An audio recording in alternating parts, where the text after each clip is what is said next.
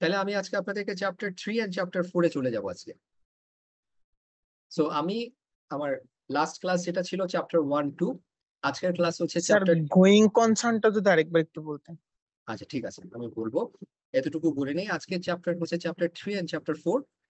Next ক্লাসে আমি আপনাদের ব্যালেন্স শিটটা করিয়ে, যেটা চ্যাপ্টার 5, সেটা শেষ করে আমি চ্যাপ্টার 6 এ চলে যাব, which is quite an important chapter. ঠিক আছে, দিজ আর আওয়ার বেসিক্স। আমি যাদেরকে আবার বলছি, যারা অ্যাকাউন্টিং ব্যাকগ্রাউন্ডের না, তারা এই জায়গাতে একটু বেশি ফোকাস করবেন, আর যাদের অ্যাকাউন্টিং ব্যাকগ্রাউন্ড আছে তাদের জন্য it's a good revision to have.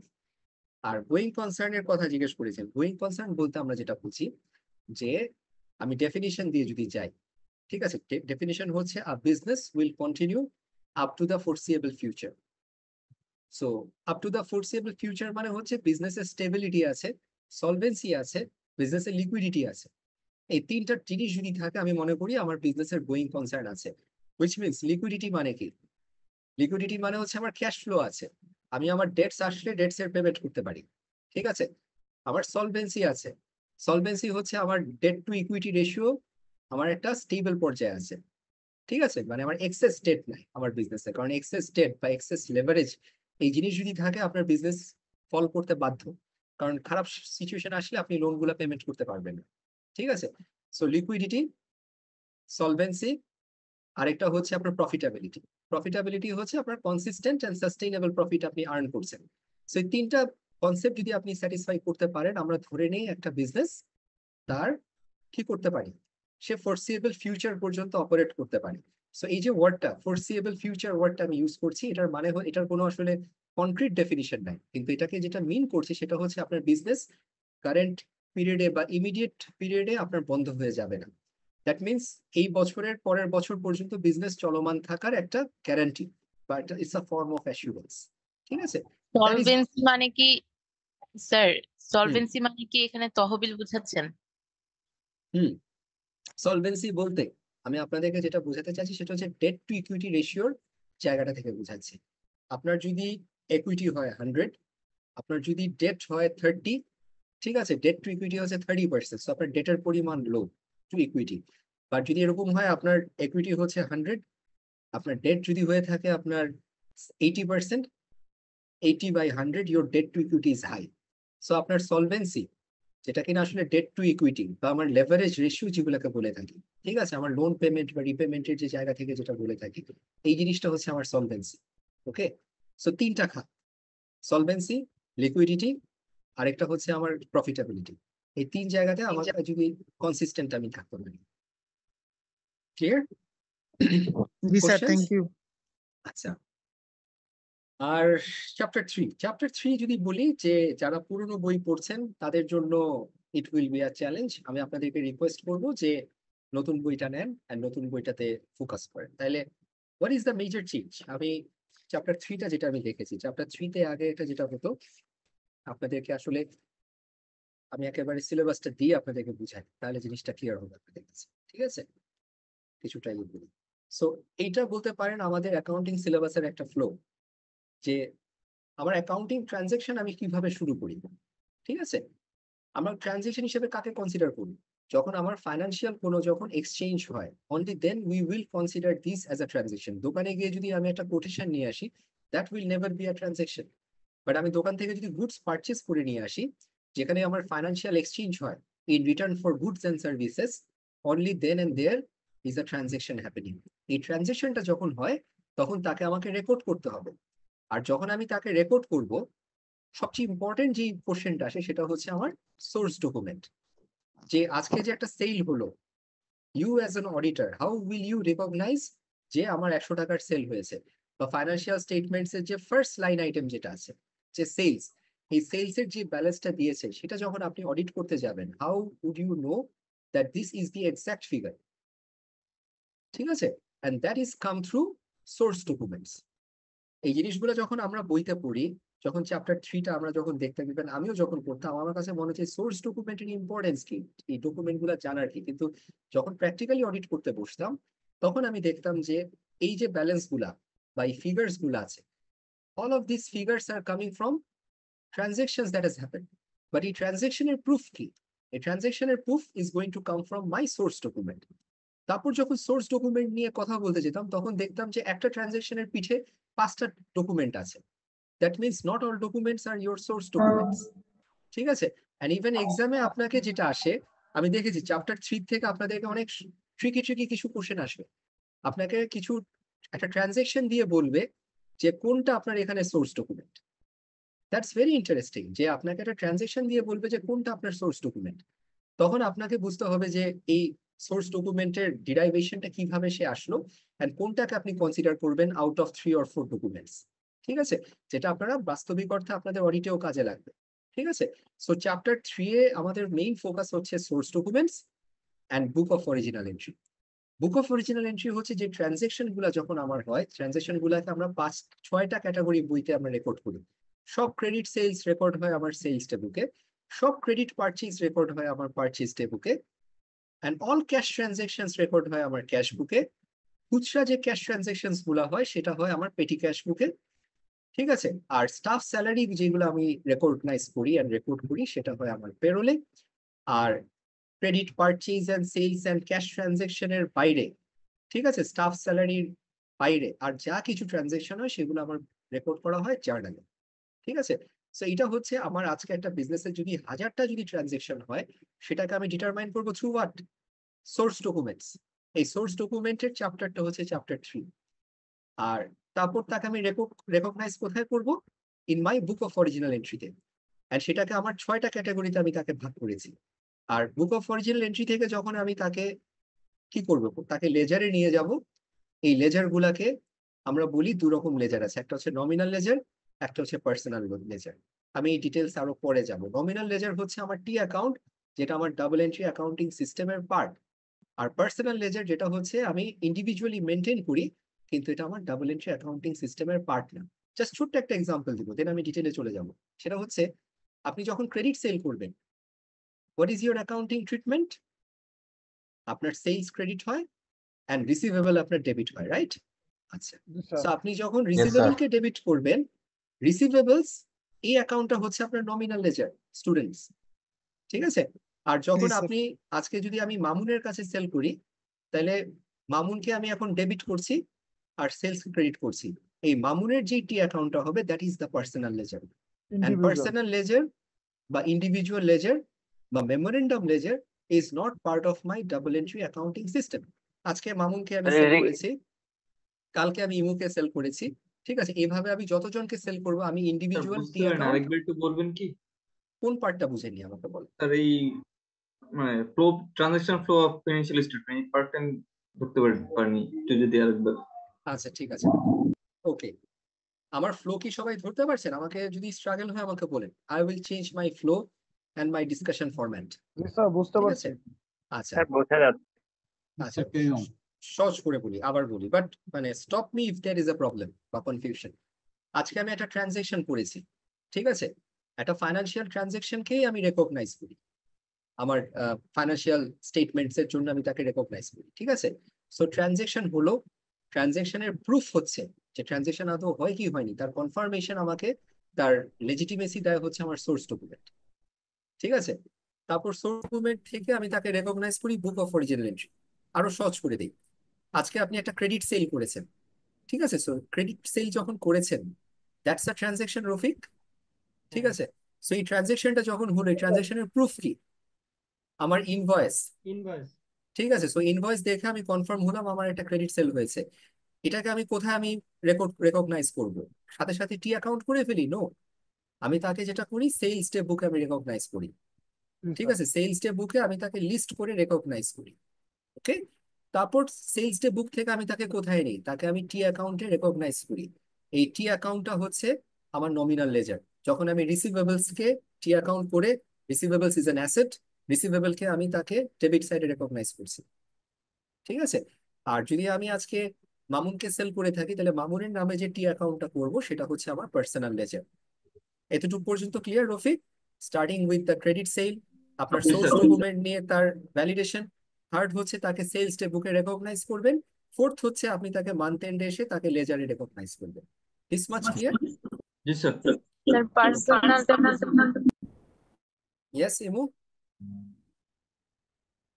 Sir personal লেজারে কখন এন্ট্রি করব সেটা বুঝি নাই। ওকে, ঠিক আছে, প্র্যাকটিক্যাল কোশ্চেন। আজকে আমি ধরেন আজকে আমার বিজনেসের 10 জনকে আমি আজকে ক্রেডিট সেল করলাম, ঠিক আছে? তাহলে দিন শেষে যে অ্যাকাউন্টিং এন্ট্রিটা যেটা আমার হবে সেটা কি হবে? Receivables debit, sales credit, right? ওকে, জি স্যার। সো আমি যখন 10 জনকে সেল করব আমার একটা নাম্বার বুক হবে আমার লেজারে, কারণ আমি রিসিভেবলস কে ডেবিট করে ওই টোটাল ব্যালেন্সটা আমি নিয়ে আসবো। ওকে, কিন্তু আপনি অ্যাজ আ সেলার, আপনি যে কাস্টমারদের কাছ থেকে বাকিতে সেল করেছেন তার কাছ থেকে তার ইন্ডিভিজুয়াল হিসাব রাখা আপনার দরকার না? অবভিয়াসলি। স্যার ঠিক আছে, দ্যাট ইজ ওয়াই আমি 10 জনকে সেল করেছি, 10 জনের নামে আমি আমার পার্সোনাল লেজার আমি করবো। And এই পার্সোনাল লেজারের total balance has to match with my total balance of the receivable account. ঠিক আছে, যে 10 জনের নামে যেটি অ্যাকাউন্ট করবো, যেটা আমার পার্সোনাল লেজার, সেইটা আমার নমিনাল লেজার, যেটা আমার রিসিভেবল অ্যাকাউন্টের যে ব্যালেন্সটা একটা ব্যালেন্স হবে, সেই ব্যালেন্স আমার ম্যাচ করতে হবে। সেটাই হচ্ছে আমার receivable control account, that is part of chapter 6 যখন আমি ওখানে আপনাদেরকে যাব। ওকে, বাট এতটুকু জানেন, যেটা ইমু আমাকে কোশ্চেন করেছেন যে পার্সোনাল অ্যাকাউন্ট কখন করি, এটা আমার নিজ উদ্যোগে আমি করবো। কারণ আমাকে জানতে হবে আমি যার যার কাছে আমি সেল করেছি তাদের ইন্ডিভিজুয়াল, তাদের কাছ থেকে কত টাকা আমি পাই। যদি রিসিভেবলের টোটাল একটা ব্যালেন্স থাকে আমি কিন্তু জানবো না যে কোন ইন্ডিভিজুয়ালের কাছ থেকে কত টাকা পাবো। বাট আমার যদি পার্সোনাল লেজার করি then I will definitely know তার কাছ থেকে কত টাকা পাচ্ছি, এটা ট্র্যাক রাখার জন্য। This much clear? আর প্র্যাকটিক্যাল রিজন যদি আমি বলে থাকি সেটা হচ্ছে যে আপনি যদি পার্সোনাল টি অ্যাকাউন্ট দিয়ে যদি আপনি আপনার ফাইন্যান্সিয়াল স্টেটমেন্ট প্রিপেয়ার করেন, তাইলে আপনার কারেন্ট অ্যাসেটে রিসিভেবলস এর যে জায়গাটা থাকে সেখানে আপনার অনেকগুলা ব্যক্তির নাম আসে। That is not our objective. আমরা অ্যাগ্রিগেট প্রিন্সিপাল বলে একটা কথা আছে, অ্যাগ্রিগেট প্রিন্সিপাল বলে যে সিমিলার নেচারের ট্রানজেকশনকে আমরা ক্লাবিং করে একটা ব্যালেন্স আমরা প্রেজেন্ট করবো ইন আওয়ার ফাইন্যান্সিয়াল স্টেটমেন্টস। এটা হচ্ছে প্রিন্সিপাল অফ অ্যাগ্রিগেশন। ঠিক আছে, similar nature, same transaction, one balance, কিন্তু আপনার তো হিসাব রাখতে হবে, that's why you maintain personal accounts. This much clear? Yes sir. Good, moving on. লেজারকে যখন আমি ফাইনাল করব, আমি লেজার গুলাকে যখন ব্যালেন্স করে নিয়ে আসি, ঠিক আছে, আমার অ্যাসেট আছে, liability category, income, expense and capital, এগুলাকে যখন আমি ব্যালেন্সিং করে নিয়ে আসি, বাই দ্য ওয়ে এই লেজারের কনসেপ্টটা হচ্ছে আমার চ্যাপ্টার 4, যেটা আমি আজকে শেষ করবো ইনশাআল্লাহ, দ্যাট ইজ মাই টার্গেট। ওকে, এরপরে যে কাজটা করি সেটা হচ্ছে আমি ট্রায়াল ব্যালেন্স প্রিপেয়ার করি, আমার অ্যাসেট, লায়াবিলিটি, ইনকাম, এক্সপেন্স, ক্যাপিটালকে ব্যালেন্সিং করে। এই ট্রায়াল ব্যালেন্স যেটা আমি করি that is my initial trial balance. ঠিক আছে, এগুলো এবার চলে আসলাম চ্যাপ্টার 5 এর ডিসকাশনে। Chapter 5 is all about trial balance. তো ইনিশিয়াল ট্রায়াল ব্যালেন্স যেটা থাকে সেটা দিয়ে কি আমি আমার ফাইন্যান্সিয়াল স্টেটমেন্ট প্রিপেয়ার করি? নো। নো স্যার, এরপরে অ্যাডজাস্টিং ট্রায়াল ব্যালেন্স। ইয়েস, কারণ আমাকে অনেক ট্রানজাকশন যেটা মিসড হয়ে গেছে তাকে আমার রেকর্ড করতে হবে। সো পোস্ট ফ্যাক্টো বেসিসে যে অ্যাডজাস্টমেন্ট গুলাকে করি থ্রু জার্নাল, এন্ড এই রেকটিফিকেশন গুলাকে যখন আমি ইনকর্পোরেট করি, তারপর যে ট্রায়াল ব্যালেন্সটা হয় সেটাকে আমরা বলি অ্যাডজাস্টেড ট্রায়াল ব্যালেন্স। ঠিক আছে, আর এখানে কি আমার গল্প শেষ? নো। আরেকটা জিনিস আমাদের বইতে আছে যেটাকে আমরা বলি এক্সটেন্ডেড ট্রায়াল ব্যালেন্স। এই অ্যাডজাস্টেড ট্রায়াল ব্যালেন্স দিয়ে যখন আমি আরো 2-3টা কলাম টেনে আমি আমার ইনকাম স্টেটমেন্ট প্রিপেয়ার করি, ঠিক আছে, আমার ব্যালেন্স শিট যদি আমি প্রিপেয়ার করে ফেলতে পারি, that is called extended trial balance. এগুলো আমার এক্সামের জন্য যেটাকে আমরা ওয়ার্কশিট বলি সেটাই। এক্স্যাক্টলি ওয়ার্কশিট বলি, বাট ওয়ার্কশিট ওয়ার্ডটা আমাদের বইতে কোথাও ইউজ করেনি। ঠিক আছে, বাট ওই যে অ্যাডজাস্টেড ট্রায়াল ব্যালেন্সের আরো 2টা কলাম দিয়ে আপনি ইনকাম স্টেটমেন্টের একটা কলাম ডেবিট, একটা কলাম ক্রেডিট, আর আরো 2টা কলাম অ্যাড করে আপনার ব্যালেন্স শিটের একটা কলাম ডেবিট, একটা কলাম ক্রেডিট। ডেবিট সাইডে সব অ্যাসেট থাকে, ক্রেডিট সাইডে সব লায়াবিলিটি থাকে। সো এইভাবে করে যখন আপনি এক্সটেন্ডেড করছেন, that is called extended trial balance. সেটা হচ্ছে আমার চ্যাপ্টার 5 এর ডিসকাশন। পড়াটা কি, যখন আপনি এটাকে একটা সুতায় গেঁথে ফেলবেন আপনার জন্য মনে রাখাটা অনেক সহজ হবে, and আপনি একটা কোহেরেন্স পাবেন। মেজরিটি স্টুডেন্টস আমার কাছে একটা কথা বলে যে স্যার আমি যখন পড়তে বসি আমি একটা চ্যাপ্টারের সাথে একটা চ্যাপ্টার আমি মিল পাই না। This is incorrect. আপনাদেরকে শুরুতে যেটা দেওয়া উচিত সেটা হচ্ছে পুরা সিলেবাসটার একটা ম্যাপিং দরকার, যেই বেসিসে আপনি আসলে জানবেন যে এটার আসলে মাথা থেকে আসলে গলা নেমে হাত পা এসে এসে পড়েছে। এটা হঠাৎ করে কোনো কিছু আসেনি। Mister Atiq, tell me, you have a question? Atiq, quickly question করেন। স্যার আমি বলতে চাচ্ছি যে এক্সটেন্ডেড ট্রায়াল ব্যালেন্স এবং অ্যাডজাস্টমেন্ট ট্রায়াল ব্যালেন্স, স্যার এটা যদি আরেকটু ক্লিয়ার করতেন। আচ্ছা, এটা চ্যাপ্টার 6 এ, চ্যাপ্টার 5 এ আমি ক্লিয়ার করতাম, বাট বলি এক্সটেন্ডেড অ্যাডজাস্টেড ট্রায়াল ব্যালেন্স হচ্ছে আপনি আপনার ট্রায়াল ব্যালেন্স 31শে ডিসেম্বরে যেটা করছেন, তারপর তো আপনি স্টক কাউন্ট করেন, তারপর তো আপনি ডেপ্রিসিয়েশন চার্জ করেন, তাই তো? সো এই ডেপ্রিসিয়েশন চার্জ বা স্টক কাউন্ট এগুলো তো আপনার কি হয়, পরে হয় না? সো পরে যখন হয় সেটা কি ইমিডিয়েটলি আপনি রেকর্ড করতে পারছেন বা কারেন্ট পিরিয়ডে করতে পারছেন? নো। সো আমি কারেন্ট পিরিয়ডে বসে যেটা আমি রেকর্ড করতে পারছি না, যেটা আমি পরের পিরিয়ডে এসে রেকগনাইজ করছি, কিন্তু যেটা আমার কারেন্ট পিরিয়ডের পার্ট, স্টক কাউন্ট কিন্তু আমাকে কারেন্ট পিরিয়ডের পার্ট, ডেপ্রিসিয়েশন চার্জটাও কিন্তু আমার কারেন্ট পিরিয়ডের পার্ট। এই টাইপের অ্যাডজাস্টমেন্ট গুলা যখন আমি করি সেটাকে আমরা বলি মানে আমার অ্যাডজাস্টেড ট্রায়াল ব্যালেন্স। বা যদি আমার ফায়ারে কোনো ড্যামেজ হয়, কোনো লস হয়, আমার স্টক ইম্পেয়ারমেন্ট হয়, এই জিনিসগুলো নিয়ে আমি কাজ করি। আরো জানবেন সামনে যখন এটা নিয়ে কাজ করবেন, that is my adjusted trial balance. বা ভুলও যদি করে থাকি সেটা রেকটিফিকেশনটা হবে আমার অ্যাডজাস্টেড ট্রায়াল ব্যালেন্সে। আর এক্সটেন্ডেড ট্রায়াল ব্যালেন্স হচ্ছে ওই অ্যাডজাস্ট করার পর যেটা আমার ফাইনাল ট্রায়াল ব্যালেন্স, তার থেকে দুটা কলাম আমি এক্সটেন্ড করে আমি ইনকাম স্টেটমেন্ট যদি ড্র করতে পারি, আরো দুটা কলাম এক্সটেন্ডেড অ্যাড করে যদি আমি আমার ব্যালেন্স শিট করতে পারি, সেটাকে আমরা বলি এক্সটেন্ডেড ট্রায়াল ব্যালেন্স। আতিক, আরো দেখবেন চ্যাপ্টার 5 এর আমরা নেক্সট ক্লাসে পড়বো যদি সব ঠিকঠাক স্যার থাকে। Sir Yes. ব্যাপারটা হলো এইরকম, মানে একটা হচ্ছে যে অ্যাকাউন্ট যখন আমরা এন্ট্রি করতেছি সেটা হচ্ছে যে আমাদের অ্যাডজাস্টেড ট্রায়াল ব্যালেন্স যেটা কারেন্ট বললেন, এবং যখন আমরা ফাইনাল হচ্ছে যে একটা ব্যালেন্স ফাইন্যান্সিয়াল স্টেটমেন্ট দাঁড় করাইতেছি হুম। সেটা হচ্ছে যে আমাদের extended trial balance. Extended, yes, right, you are এটাই জি with thank the you sir. Corrected figure. আচ্ছা, সো এটাও গেল আমার চ্যাপ্টার 5। আর চ্যাপ্টার 6 এর যে জিনিসটা আছে সেটা হচ্ছে আমি যে ট্রায়াল ব্যালেন্স গুলো একটু আগে বললাম যে ইনিশিয়াল থেকে যে আমি অ্যাডজাস্ট করছি, সো এখানে আমাকে কয়েকটা কাজ করতে হয়। আমার কিছু ব্যালেন্স রিকনসিলিয়েশন করতে হয়। আমার টোটাল রিসিভেবল এর যে ব্যালেন্স আছে সেটা ঠিক কিনা, আমার টোটাল পেয়েবল এর যে ব্যালেন্স আছে সেই ব্যালেন্সটাকে আমি আমার কাস্টমার ওয়াইজ বা আমার সাপ্লায়ার ওয়াইজ এগুলো ম্যাচিং করে নেওয়ার যে কাজটা, সেটা হচ্ছে আমার payable control account and receivable control অ্যাকাউন্টের থ্রুতেই কাজটা আমরা করে থাকি। সেটা আমরা চ্যাপ্টার 6 এ পড়বো। তারপর হচ্ছে আমি ক্যাশ ব্যাংকের যে ব্যালেন্সটা আছে সেটা নিয়ে আমি যেতে পারবো কি পারবো না, কারণ অনেক সময় দেখা যাচ্ছে যে ক্যাশ ব্যাংকের যে ফিগারটা আছে আর আমার ব্যাংক স্টেটমেন্টের ফিগারের সাথে কিছু মিসম্যাচ আছে। সো সেই মিসম্যাচ গুলাকে আমরা রিকনসাইল করে রেকটিফাই করে আমি যে ব্যালেন্সটা নিয়ে আগাবো, that is called bank reconciliation. সেটা আমার চ্যাপ্টার 6 এর কনসেপ্ট। আর যদি আমার কিছু এরার্স এন্ড অ্যাডজাস্টমেন্ট থেকে থাকে কন্ট্রোল অ্যাকাউন্টের থ্রুতে বা সাসপেন্স অ্যাকাউন্টের থ্রুতে আমরা যে কাজটা করে থাকবো, that will also be discussed in chapter 6। So এই রেকটিফিকেশন এর রিকনসিলিয়েশনের পুরো উদ্দেশ্য, এই পুরো কাজটা বা স্টাডিটা হবে গিয়ে আপনার চ্যাপ্টার 6 সেশন। ওকে স্টুডেন্টস, আর দ্যাট ইজ ইট, চ্যাপ্টার 6 তো আমাদের শেষ হবে।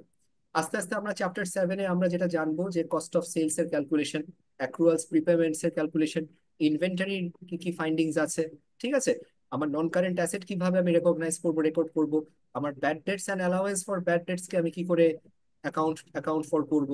তারপর আমরা company financial statements preparation, cash flow statement preparation, আর হচ্ছে sole traders and partnership statements এর প্রিপারেশন আমরা করবো, ঠিক আছে, যেটাকে আমি একদম লাস্ট পার্টে নিয়ে আসি, আমার ওভারঅল ফাইন্যান্সিয়াল স্টেটমেন্টস এর সেগমেন্ট আমি তাকে নিয়ে আসি। সো এইটা হচ্ছে যে অ্যাকাউন্টিং সিলেবাসটা নিয়ে আপনি পড়ছেন তার একটা বেসিক ওভারভিউ, ঠিক আছে। So this is how it all starts. Mister Rajman, tell me. সালাম আলাইকুম স্যার। আমি ওয়ালাইকুম জানতে আসসালাম। চাচ্ছি যে আপনি বলতেছেন ওই যে লেজারে আপনার মান্থ এন্ডে গিয়ে পোস্টিং দেওয়া হয়, এইটা কেন স্যার? গুড, ঠিক আছে। ফার্স্ট এন্ড ফরমোস্ট, আমি যখন ট্রানজেকশন করি সেটা আমার রেকগনাইজ হয় ডেইলি বেসিসে। আজকে ক্রেডিট সেল করেছেন, আপনি ওটাকে সোর্স ডকুমেন্টে কনফার্ম করে আপনি সেলস বুকে তাকে রেকগনাইজ করবেন। আর পোস্টিং লেজারে যে পোস্টিংটা হয় সেটা হয় আমার মান্থলি হয়েছে, আমি এই কথাটা বলেছি রাইট, যেটা আমার নমিনাল জি লেজার স্যার। সেখানে পোস্টিং হয় মান্থলি বেসিসে। That's how and what it is. আমাদের বইতে জি যেভাবে জিনিসটা ওভাবে উল্লেখ করা আছে, ঠিক আছে, ইভেন আমাদের আগের বইতেও দেখবেন এই জিনিসটা দেওয়া আছে, বাট এটা তো বুকিশ ওয়ার্ডে বলা। এন্ড আমি আপনাদেরকে একটা ডিফারেন্স বলবো যে এখানে একটা কম্পিউটারাইজড অ্যাকাউন্টিং সিস্টেমের একটা কনসেপ্ট নিয়ে আসছে, যেটা আগের সিলেবাসে ছিল না, এখন সিলেবাসে আছে। সেখানে আপনাকে এটাও বলা আছে যে আমরা এখন সিস্টেম বা সিচুয়েশন এত আপগ্রেডেড হয়ে গেছে, দিনে দিনেই আমরা করতে পারি। কিন্তু যখন আমরা ম্যানুয়াল বুক কিপিং করতাম তখন আমরা এই রেকর্ড কিপিংটা করতাম মান্থ এন্ডে একবারে। আমার সেলস ডে বুকের টোটাল যে ব্যালেন্স আছে সেই ব্যালেন্সটাকে আমি কি করতাম, আমার যত ক্রেডিট সেল করেছি এই টোটাল ব্যালেন্স করে রিসিভেবলস কে ডেবিট, সেলস এ ক্রেডিট করতাম মাসে একবার। বাট যেটা আমি একটু আপনাদেরকে পড়াবো যে আমাদের কম্পিউটারাইজড অ্যাকাউন্টিং সিস্টেমে যেটা বলেছে we can do this on a real time basis. ঠিক আছে? তার মানে স্যার কাজের ঝামেলা কমানোর জন্য এটা করা হয়েছে। হ্যাঁ, এটাই মানে আসলে সব কথার শেষ কথা এটাই। ঠিক আছে? একবারে রেকর্ড করা হতো। আচ্ছা, আই থিংক দ্যাট ইজ ইট। আপনাদেরকে একটা ওভারভিউটা যখন যা পড়বেন যাতে করে লিঙ্ক করতে পারেন যে কিভাবে কোনটা কেন আসছে। ওকে, মুভিং অন টু চ্যাপ্টার 3, আমাদের ফার্স্ট কনসেপ্ট যেটা হচ্ছে কম্পিউটারাইজড অ্যাকাউন্টিং সিস্টেম। ওকে, সো আমাদের এতদিন ধরে যেটা আমরা পড়ে আসছি সেটা ছিল আমাদের manual. Yes Sajib, tell me. Sir, source documents এর বিষয়টা যদি একটু ক্লিয়ার করেন, ওখানে অনেকগুলো আইটেম আছে, ওকে, স্লাইডে যদি সোর্স ডকুমেন্ট আমি শেষ করিনি, সোর্স ডকুমেন্ট আমি শুরু করব সবে আপনাদের কাছে। ঠিক আছে, জাস্ট বিয়ার উইথ মি সজীব।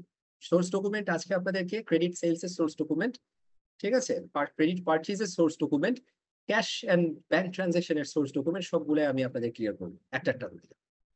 ওকে, আচ্ছা, any questions anybody? Okay, so I move on. আচ্ছা, নতুন সিলেবাসে আপনাদেরকে যে গিফট যেটা দিয়েছে সেটা হচ্ছে গিয়ে কম্পিউটারাইজড অ্যাকাউন্টিং সিস্টেম নামে একটা সেকশন আসছে। আমি এটার এই কন্টেন্ট একটু ভালো করে পড়ে যেটা আমার আন্ডারস্ট্যান্ডিং হলো সেটা হচ্ছে যে এটা আসলে আপনাদেরকে আসলে জানার জন্য, পড়ার জন্য, কিন্তু এখান থেকে আসলে এক্সামে আসার ম্যাটেরিয়াল কম। বাট তারপরও আমরা জেনে নেই, কারণ আমার কাছে মনে হচ্ছে আপনাদের স্টুডেন্ট হিসাবে আপনাদেরকে কিছু প্র্যাকটিক্যাল সিনারিওর সাথে পরিচয় করে দেওয়াটা বেশি ইম্পর্টেন্ট। ঠিক আছে, অ্যান্ড আমি যখন পার্সোনালি অডিট করতাম আমি নিজে হাতে রেকর্ড করা দেখেছি, বড় বড় লেজার নিয়ে আমি অডিট করা দেখেছি। ঠিক আছে, যেখানে খাতা মেনটেন করতো, মাঝে মধ্যে দেখা যেত যে একজন ড্রয়ারে খাতা রেখে লক করে চলে গেছে, তাকে খুঁজে পাওয়া যাচ্ছে না, দেখে দেখা গেল যে আপনার অ্যানুয়াল মানে একটা মান্থ এন্ডের কাজই বন্ধ হয়ে গেছে, এরকমও হতে দেখছি। ঠিক আছে, এন্ড সেখান থেকে যদি আমি বলি, আমি যখন স্ট্যান্ডার্ড চার্টার্ড ব্যাংকে ছিলাম আমি দেখেছি কম্পিউটারাইজড অ্যাকাউন্টিং সিস্টেম কি জিনিস। ঠিক আছে, আমি একটু বইয়ের বাইরে আপনাদেরকে গিয়ে বলি যে দুটো অ্যাকাউন্টিং সিস্টেম আমাদের প্র্যাকটিসে আছে, আপনারা যারা অডিট করবেন পাবেন কিছু কিছু কোম্পানিতে। একটা হচ্ছে SAP 4 HANA আর আরেকটা হচ্ছে আমার ERP। ঠিক আছে, সো আমি এখন যেখানে আছি সেখানে আমি এখন ERP ইউজ করি ব্র্যাক ব্যাংকে। আমি স্ট্যান্ডার্ড চার্টার্ড ব্যাংকে যেখানে ছিলাম সেখানে আমি দেখেছিলাম SAP 4 HANA। দুইটার মেইন অবজেক্টিভ কি, আপনি যে ট্রানজেকশন গুলা করবেন সেটা দিন শেষে রেকগনাইজ হয়ে অ্যাকাউন্টিং ডেবিট ক্রেডিট হয়ে আপনার রেকর্ডেড হয়ে যাবে, করে আপনাকে দিনে দিনে আপনাকে ট্রায়াল ব্যালেন্স প্রিপেয়ার করে দিবে।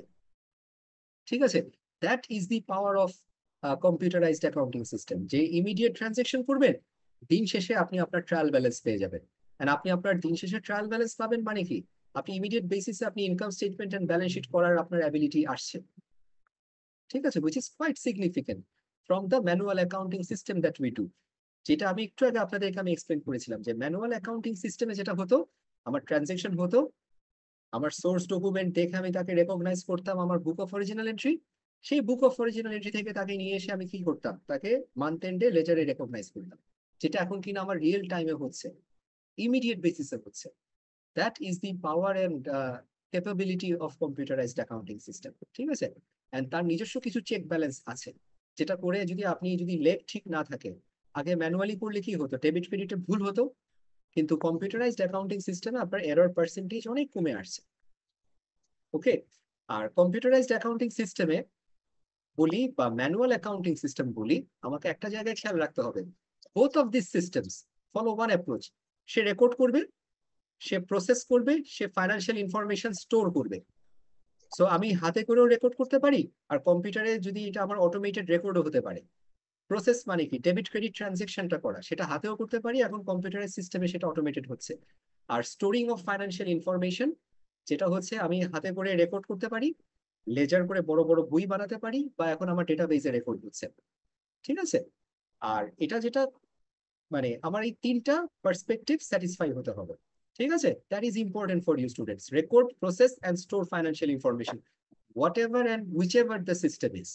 ওকে, আর আপনাদেরকে বলি অন আ পার্সোনাল নোট, আপনারা এখন অ্যাকাউন্টেন্ট হচ্ছেন, আমি একটা কথা বলবো যে he who is not a good accountant, যে আপনার ERP-তে আমার কথা কেন ইগো করতেছে একটু খেয়াল করে আপনাদের সাইড থেকে। ওকে, সো যেটা বলছি যে ERP-তে আপনাদের নলেজ ভালো রাখেন, বা আরো যদি বলি যে বেসিক অ্যাকাউন্টিং সফটওয়্যার যেগুলো আছে, যে গ্রেট প্লেন্স যদি বলি বা লোটাস যেটা আছে, যে যেটা নিয়ে কাজ করবেন খুব ভালো দখল রাখবেন। এটা মার্কেটে কি পরিমাণ ভ্যালুয়েবল আমি আপনাদেরকে বলে বুঝাতে পারবো। ওকে, আর যেটা বলছি যে অ্যাকাউন্টিং এর যে বেসিক্সটা রয়ে গেছে আমার অ্যাকাউন্টিং সিস্টেম, সেটা হচ্ছে ইনপুট, প্রসেস এন্ড আউটপুট। আপনি যখন ট্রানজ্যাকশন করবেন, আপনি সেটাকে আমরা ইনপুট হিসাবে কনসিডার করি। সো আমার একটা ট্রানজ্যাকশনের প্রুফ হিসাবে সোর্স ডকুমেন্ট বা যে ডেটাটা আমি পোস্ট করছি, দ্যাট ইজ মাই ইনপুট। প্রসেসটা হচ্ছে লেজার পোস্টিং, আমার জার্নাল যেটা আছে, অ্যান্ড ব্যাক এন্ডে যে ক্যালকুলেশনটা হয়ে যায়, that is called process. And last পার্টটা হচ্ছে আমার ট্রানজ্যাকশনের রেকর্ড আসে থ্রু রিপোর্টস। আমার trial balance is a report. ঠিক আছে, আমি যদি চাই আমি ফাইন্যান্সিয়াল স্টেটমেন্ট আমি ইমিডিয়েটলি প্রিপেয়ার করতে পারি। These are my outputs.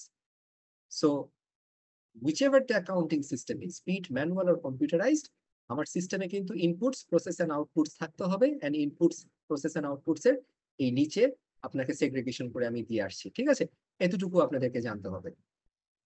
Sir এটা কি প্রি ফর্মুলেটেড কোনো একটা সফটওয়্যার যেখানে এইগুলো আগে থেকেই ফর্মুলেটেড থাকে এবং আমি ইনপুট করার সাথে সাথে ওইটা রেজাল্ট দেয়? আসছি, আমি ওই জায়গাতে আসছি। এবার আমি আপনাদেরকে ইআরপি সফটওয়্যারটার কথা বলি। And I have been lucky to be able to implement this in BRAC bank.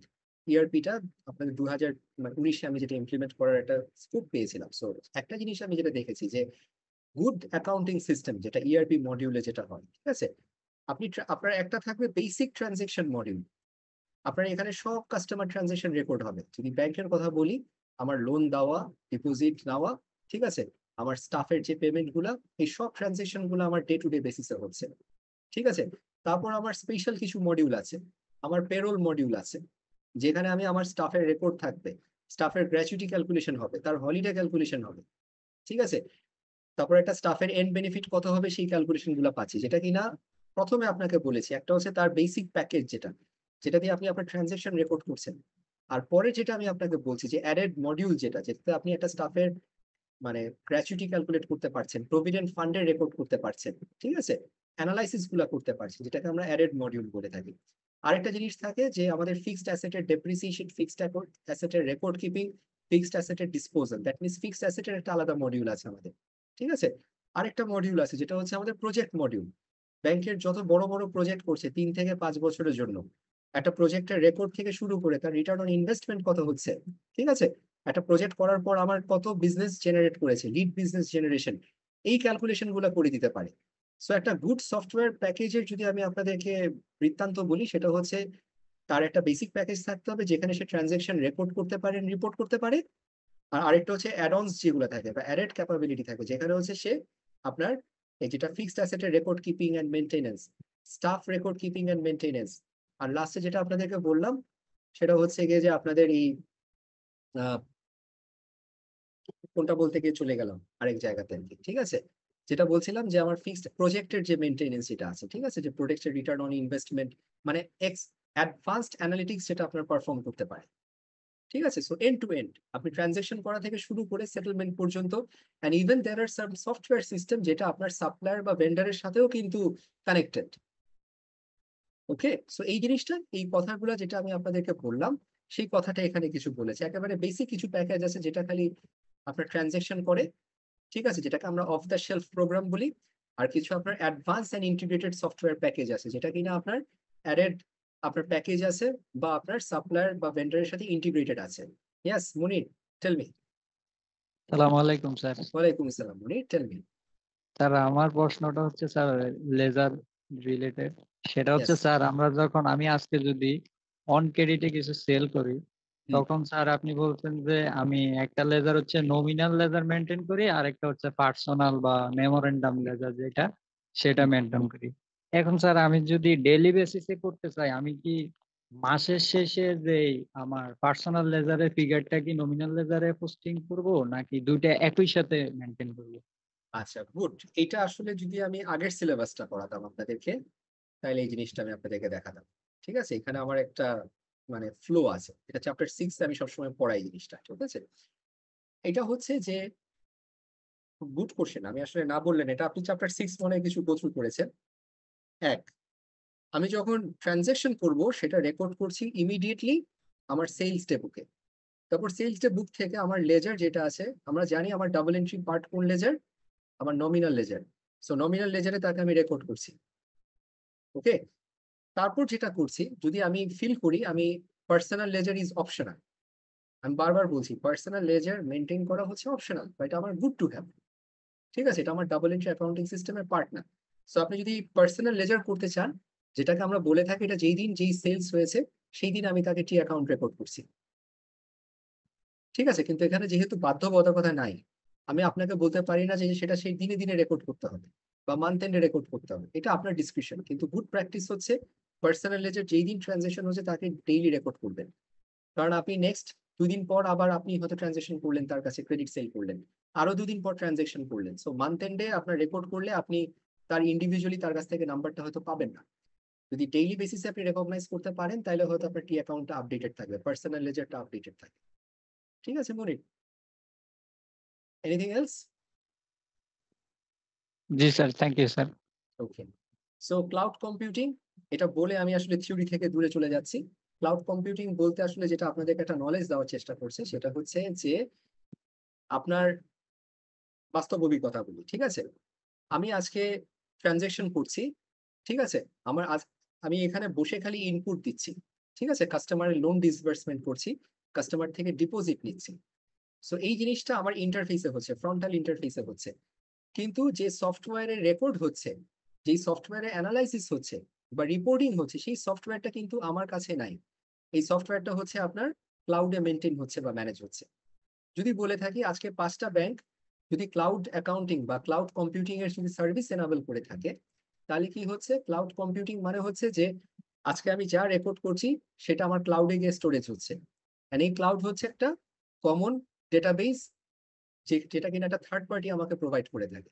ঠিক আছে, যেমন অ্যামাজন বা ওয়ার্ল্ডের এখন একটা 2টা বড় জিনিস নিয়ে কাজ হচ্ছে। এক হচ্ছে যে ক্লাউড সার্ভিসেস চলে আসছে।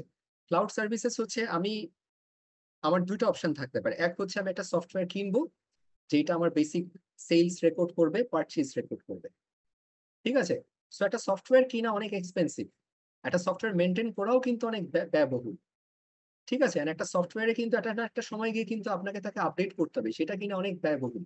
সো আমি একটা অপশন করতে পারি যে আমি সফটওয়্যার কিনলাম না, আমি হয়তো একটা সফটওয়্যারের ইন্টারফেস ইউজ করবো, কিন্তু এই সফটওয়্যারের সার্ভিস প্রোভাইড করবে হচ্ছে আমাকে ভেন্ডার সেন্ট্রালি। সে হয়তো ইন্ডিয়াতে বসে আমাকে একটা সফটওয়্যার দিল বা সফটওয়্যারের ইন্টারফেসটা দিল। সো আমি এখানে যা ট্রানজেকশন করব তার প্রসেসিং হচ্ছে আপনার ইন্ডিয়াতে বসে, তার রেকর্ড স্টোরেজও হচ্ছে আপনার ইন্ডিয়াতে বসে। So that is cloud computing, data storage and cloud accounting as well. আমার অ্যাকাউন্টিং ট্রানজেকশন, আমার ডেটা স্টোরেজ, আমার সবকিছু হচ্ছে আপনার তার ডেটাবেসে, তার সার্ভারে। ঠিক আছে, সো সোজা কথা হচ্ছে আমি খালি ফ্রন্টালটা পাচ্ছি, আমি খালি ইন্টারফেসটা পাচ্ছি, ট্রানজেকশন করছি। তো সেই দেখভাল করছে সফটওয়্যার, সেই মেনটেন করছে আমার ডেটা স্টোরেজ, এন্ড তারই রেসপন্সিবিলিটি হচ্ছে আমার প্রতিটা অ্যাকাউন্টিং এন্ট্রি ঠিক রক্ষণাবেক্ষণ, আমার অ্যাকাউন্টিং গুলা।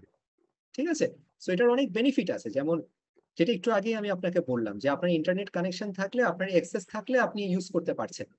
আর যেটা সবচেয়ে বড় রিজন সেটা হচ্ছে ক্লাউড কম্পিউটিং এন্ড অ্যাকাউন্টিং এ আমার যেটা হচ্ছে খরচা কম হয়।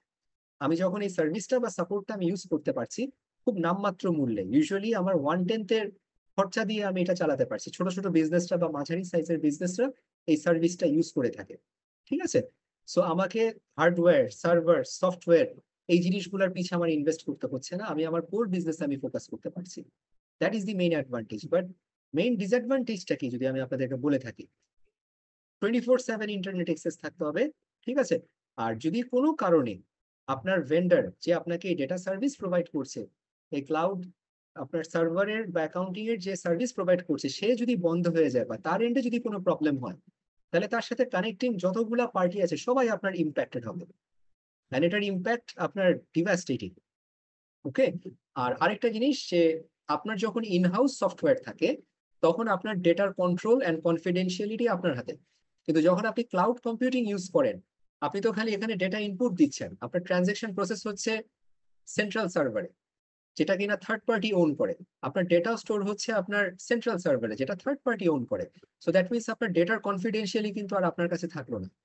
ঠিক আছে, অ্যান্ড লাস্ট ওয়ান হচ্ছে Reliance on service provider to provide adequate security. আপনার ডেটা সিকিউরিটির জন্য তার উপর আপনার ডিপেন্ড করতে হবে। ঠিক আছে, তো তার স্ট্রেংথ হচ্ছে আপনার স্ট্রেংথ, তার উইকনেস হচ্ছে আপনার উইকনেস।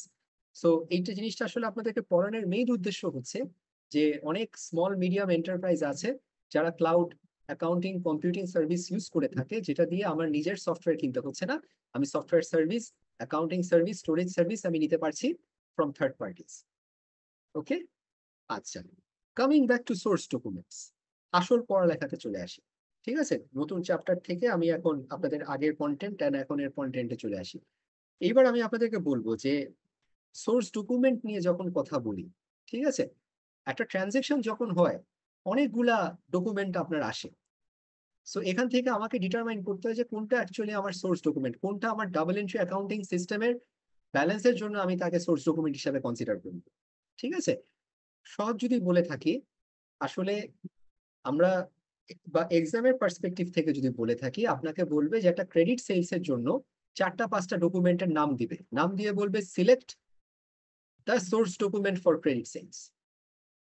বা রিটার্ন ইনভার্স হবে, যে গুডস ফেরত দিবে আপনাকে কাস্টমার, আপনাকে 4টা অপশন দিয়ে বলবে which one of the following, ঠিক আছে, ইজ রিলেটেড টু বা is the source document for মানে আপনার রিটার্ন ইনভার্স আর কি আপনার, বা সেলস রিটার্নস। ঠিক আছে, এই জন্য আগে আমাকে জানতে হবে যে কি কি ডকুমেন্ট জেনারেট হয় এন্ড কোনটাকে তার মধ্যে আমাকে কনফার্ম হিসাবে নিতে হবে।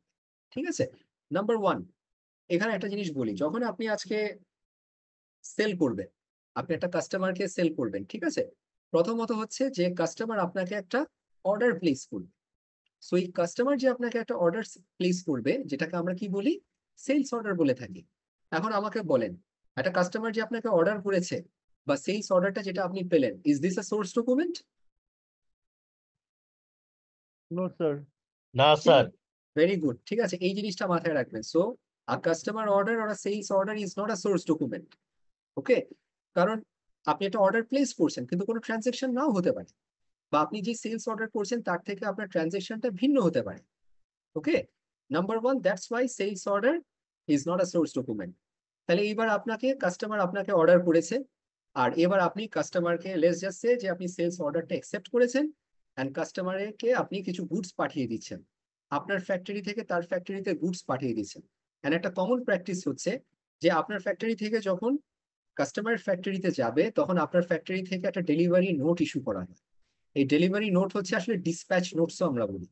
ডিসপ্যাচ নোট হচ্ছে আপনার ফ্যাক্টরি থেকে এই মালামালগুলো চলে যাচ্ছে। সো ডিসপ্যাচ নোট বা আমার ডেলিভারি নোট, এটাও কিন্তু একটা আমার ডকুমেন্ট। ঠিক আছে, কিন্তু এই ডকুমেন্টটাকে কি আমি আমার সোর্স ডকুমেন্ট হিসাবে for credit sales, for any sales আমি কনসিডার করব কি করব না? Yes or no? করব না স্যার। নো। ভেরি গুড, ঠিক আছে, এই জিনিসগুলাই আমি বলি, এটা স্টুডেন্টস অনেকে মুখস্থ করে যায়, গোল পাকায় ফেলে। আপনাকে একটা সেলস ট্রানজাকশনের ফ্লো দেখতে হবে। কাস্টমার এসে অর্ডার প্লেস করলো, which is nothing but a sales order. তারপর আপনি আপনার ফ্যাক্টরি থেকে গুডস কাস্টমার প্রেমিসে পাঠিয়ে দিচ্ছেন, আপনি একটা ডেলিভারি নোট দিচ্ছেন, সেটাও আপনার সোর্স ডকুমেন্ট না।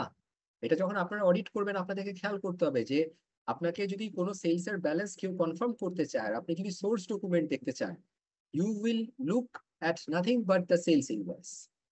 ঠিক আছে, ওটাই আমি আসতেছি আপনার এই জিনিসটা। তো থার্ড যে জিনিসটা হচ্ছে যে আপনার গুডস যেটা আপনি আপনার ফ্যাক্টরি প্রেমিস থেকে ডিসপ্যাচ করেছেন, সেইটা যখন কাস্টমার পেলো এন্ড কাস্টমার যখন পেয়ে সেটাকে সে একসেপ্ট করলো, ঠিক আছে, only then you issue a business document, যেটাকে আমরা ইনভয়েস বলে থাকি। তার মানে আপনার গুডস যখন আপনার প্রেমিস থেকে কাস্টমার গুডস এ পৌঁছালো এন্ড সে যখন একসেপ্ট করলো বা কনফার্মেশন দিল, তখন আপনি যে ডকুমেন্টটা রেডি করবেন সেটাকে আমরা ইনভয়েস বলি। আর ইনভয়েসে ইউজুয়ালি কি থেকে থাকে, বইতে লেখা আছে, আপনারা দেখবেন যে কত অ্যামাউন্টের সেলস হয়েছে, ঠিক আছে, কোন পার্টির কাছে সেলস হয়েছে, আপনার সেখানে কোনো ট্যাক্স ভ্যাট বা ডিসকাউন্ট কত আছে সেটা লেখা থাকবে। আর নাম্বার 4 হচ্ছে আপনার পেমেন্ট টার্মস এন্ড কন্ডিশনস লেখা থাকবে। সো এই জিনিসগুলো দেওয়া থাকে হচ্ছে আপনার একটা ইনভয়েসে। তাহলে আমি যদি সব কথা শেষ কথা বলে থাকি, একটা ক্রেডিট সেলস এর জন্য আমার সোর্স ডকুমেন্ট যদি বলে থাকি, this is nothing other than my invoice.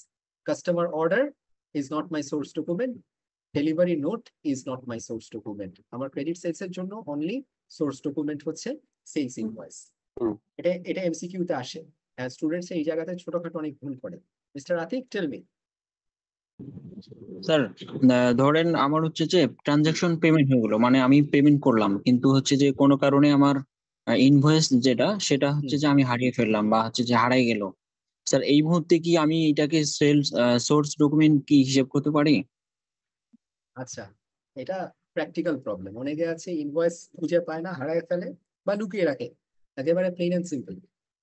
So তারপর করে কি বাকিতে এরকম সেলস অর্ডার নিয়ে এসে করে, তখন you as an auditor what you must do, আপনাকে সেকেন্ড লেভেলের অ্যাসারশন লাগবে, যেটাকে বলি সেকেন্ড লেভেলের ভেরিফিকেশন লাগবে। আপনি সেলস অর্ডারে যদি বিশ্বাস করেন, রেসপন্সিবিলিটি লাইজ অন ইউ। আপনাকে দেখতে হবে যে যে কাস্টমারের কাছে সেলস করছে তাকে চিঠি দেবেন, তাকে চিঠি দিয়ে আপনি জানতে চেষ্টা করবেন যে এই সেলস অর্ডারটা কি ফাইনালি আমার সেলসে ম্যাটেরিয়ালাইজ করেছে কি করেনি। কারণ একটা সেলস অর্ডার যদি ম্যাটেরিয়ালাইজ না করে, you should not be recognizing sales, and sales order can never be a part of your source document. আমার কনসার্নটা কি বুঝতে পারছেন নাকি? The risk that you have যদি আপনি একটা সেলস অর্ডারকে সোর্স ডকুমেন্ট হিসেবে নেন, ঠিক আছে, that is for credit sales. তাহলে আমার এখানে মেইন অবজেক্টিভ বা মেইন লার্নিংটা যেটা, সেটা হচ্ছে যে sales invoice is my source document for credit sales. এবার আমি উল্টা দিকে যাচ্ছি যে পারচেজে কি হয়। আপনি যখন একটা গুডস পারচেজ করতে যান, আপনি কি করেন? একটা কোটেশন নেন, আপনি সাপ্লায়ারের কাছ থেকে ইনফরমেশন করেন, আপনি একটা পারচেজ অর্ডার দিবেন, আপনি সাপ্লায়ারকে বলবেন যে আমাকে এই পরিমাণ, ঠিক আছে, এই এই ক্যাটাগরির কিছু গুডস আমার কাছে আপনার আছে কিনা, আপনি একটা ইনকোয়ারি করবেন। এই ইনকোয়ারি যেটা করি, that is usually done through যেটাকে আমরা কোটেশন বলি বা পারচেজ অর্ডার বলি। Purchase order is the proper word. এই কোটেশনটা বা পারচেজ অর্ডার যখন আমি চাবো, ঠিক আছে, একটা পারচেজ করার জন্য, ঠিক আছে, that is one document, but আমার ক্রেডিট পারচেজ রেকগনিশনের জন্য that is not my source document. So a purchase order is not a source document, that is the initial learning here. Yes, আপনাদের কোনো কোশ্চেন ছিল? Tell me. স্যার জি sir, ইনভয়েসটা কি ডেলিভারির আগে তৈরি করা হয় নাকি পরে তৈরি করা হয়? পরে, শেষে, ইনভেন্টরি সবার শেষে, সরি ইনভয়েস আপনার সবার শেষে হয়। 1 মিনিট, আমার লাইনটা চলে যাচ্ছে, আমি একটু চার্জ দিই।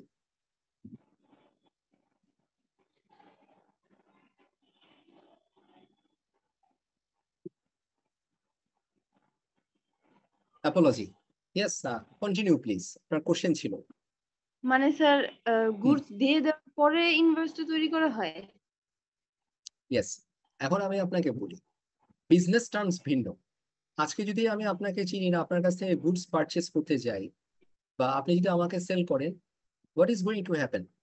আপনি যতক্ষণ না পর্যন্ত কনফার্মেশন পাবেন, ততক্ষণ পর্যন্ত ইনভয়েস ড্র করবেন না। Yes, কনফার্মেশন পাওয়ার পর না এখানে পেমেন্ট হবে ইনভয়েসে, হুম, না শুধু কনফার্মেশন, কারেক্ট। না শুধু কনফার্মেশন ট্রানজেকশন? কয়েকটা জিনিস আছে, এবার তো লতে চলে গেলেন আপনারা, ঠিক আছে। ফার্স্ট অফ অল হচ্ছে অফার এন্ড অ্যাকসেপ্টেন্স। অ্যাকসেপ্টেন্সের পর ইনভয়েস হয়, ইনভয়েসের পর পেমেন্ট হয়, ঠিক আছে।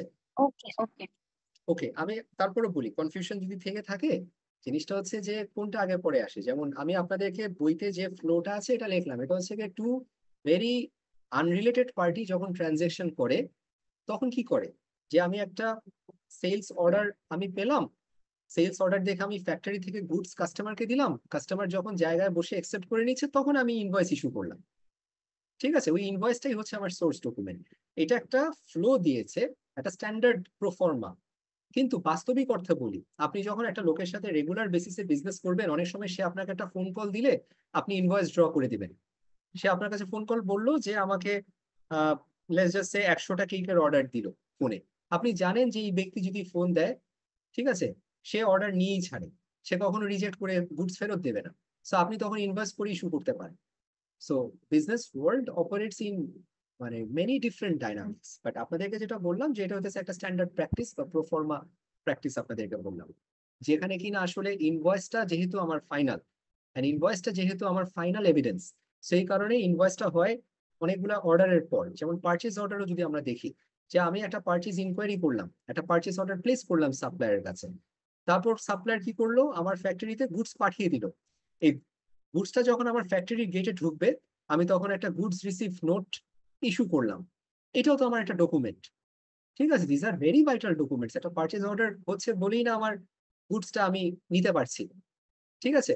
তারপর গুডস রিসিভ নোট যেটা আমি আমার ফ্যাক্টরিতে ইস্যু করছি, সেটা আমার ফ্যাক্টরির জন্য অত্যন্ত গুরুত্বপূর্ণ জিনিস, কারণ আমার ইনভেন্টরি কত আসলো আর গেল, এই জিনিসগুলো রিকনসাইল করি কিন্তু গুডস রিসিভ নোট আর আমার ডেলিভারি নোট দিয়ে, ঠিক আছে। কিন্তু এগুলো আমার সোর্স ডকুমেন্ট না, এটা হচ্ছে আমার ইন্টারনাল রেকনসিলিয়েশন পারপাসে আমি ইউজ করি। তারপর আমি যখন গুডসটা রিসিভ করলাম, আমাকে যে সেলার, আমি যখন কনফার্ম করছি হ্যাঁ আমি গুডস বুঝে পাচ্ছি and this is of satisfactory nature, তখন আমাকে সেলার একটা ইনভয়েস ইস্যু করে দেবে, অ্যান্ড দ্যাট ইনভয়েস সেলারের জন্য হচ্ছে সেলস ইনভয়েস, আর আমি যেহেতু বায়ার আমার জন্য হচ্ছে পারচেজ ইনভয়েস। Purchase invoice. ঠিক আছে, অ্যান্ড একমাত্র এই সেলস ইনভয়েস অ্যান্ড পারচেজ ইনভয়েসই হচ্ছে আমার source document for credit sales and credit purchases. আর যেটা সঞ্জিদা আপনার কোশ্চেন ছিল, অন্যান্য যে কোশ্চেন ছিল আমি যেটা মানে বুঝে থাকি সেটা হচ্ছে আপনাদের কথা হচ্ছে কোনটা আগে পরে হচ্ছে, ঠিক আছে, যে কনফার্মেশন সবার শেষে কি আমার হচ্ছে। আসলে this is the standard practice, but এটা বাস্তবে যেটা হয় যে এটা হচ্ছে relation to relation, individual two individual, business to business, based on reputation এই জিনিসটা হয়। ঠিক আছে, আপনি অনেক বড় পার্টি আছে যে সে একটা অর্ডার দেওয়া মানে হচ্ছে এটা সেলস, তখন আপনি ইনভয়েস ইস্যু করে ফেলতে পারেন, নো প্রবলেম। কিন্তু সোর্স ডকুমেন্ট আপনার গুডস রিসিভ নোট হবে না, আপনার পারচেজ অর্ডার হবে না, it will only be invoice, আগে হোক পরে হোক, invoice is your source document. এই জিনিসটা আপনাদেরকে আমি বুঝাতে চাচ্ছি। Confusion anybody? I have a question. Yes Debashis. Sir ইসে আমরা যে সেলস করি, সেলস যদি রিটার্ন আসে তখন এটা কি সোর্স ডকুমেন্ট হবে? আসতেছি আসতেছি, ঠিক আছে, একটা একটা করে। আমি এখন প্রথমে আপনাদেরকে দেখালাম যে ক্রেডিট পারচেজের জন্য আমার সোর্স ডকুমেন্ট হচ্ছে purchase note. Yes please Rafiq. Sir আমরা যখন সেল করতেছি, যে পারচেজ করছে পারচেজার, ওনার কাছে তো আমরা জিআরএন সহ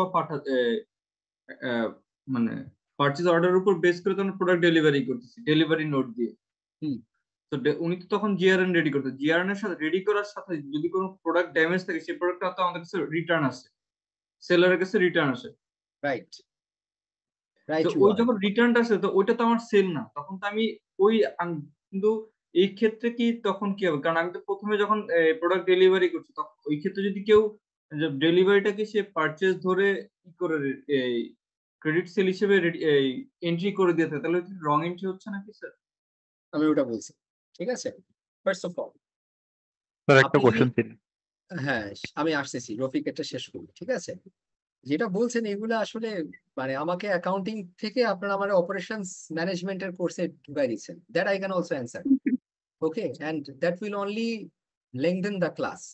আমার যথেষ্ট পরিমাণ এনার্জি আছে, I can take it to 11, but আচ্ছা কোশ্চেন যেহেতু করছে লেট মি অ্যান্সার দিস। আমি গুডস রিসিভ নোট নিয়ে নিলাম, আমাকে ডেলিভারি করেছে, সে ডেলিভারি নোট ইস্যু করেছে তার ফ্যাক্টরি থেকে বের হওয়ার জন্য। আমি যখন বুঝে পাচ্ছি আমি গুডস রিসিভ নোট নিচ্ছি, ওকে।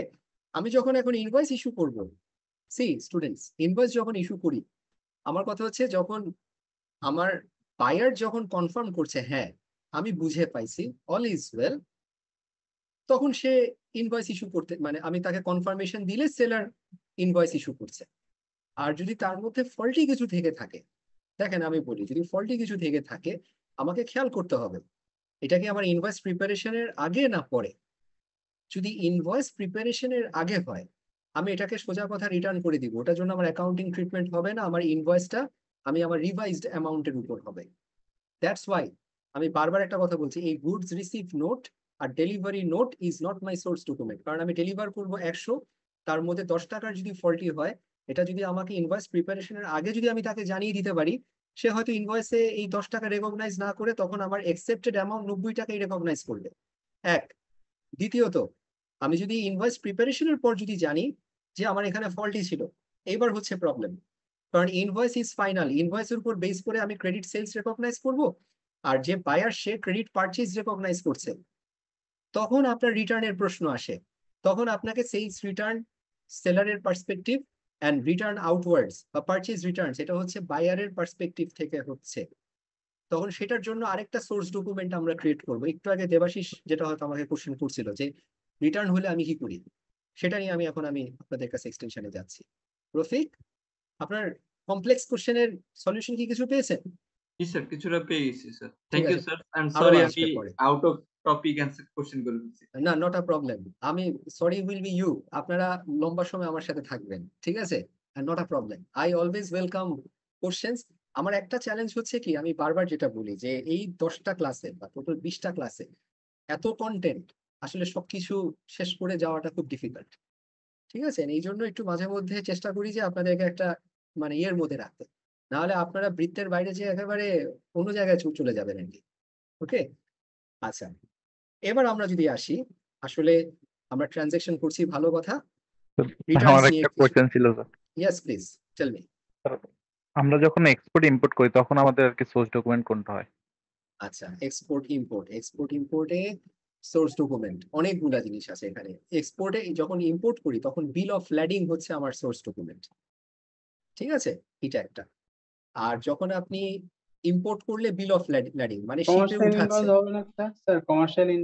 না না, কমার্শিয়াল ইনভয়েস এটা একটা প্রোডাক্ট টার্ম, ঠিক আছে, একেবারে বিল অফ এন্ট্রি, হ্যাঁ আসছি আমি, ঠিক আছে, গুড পয়েন্ট।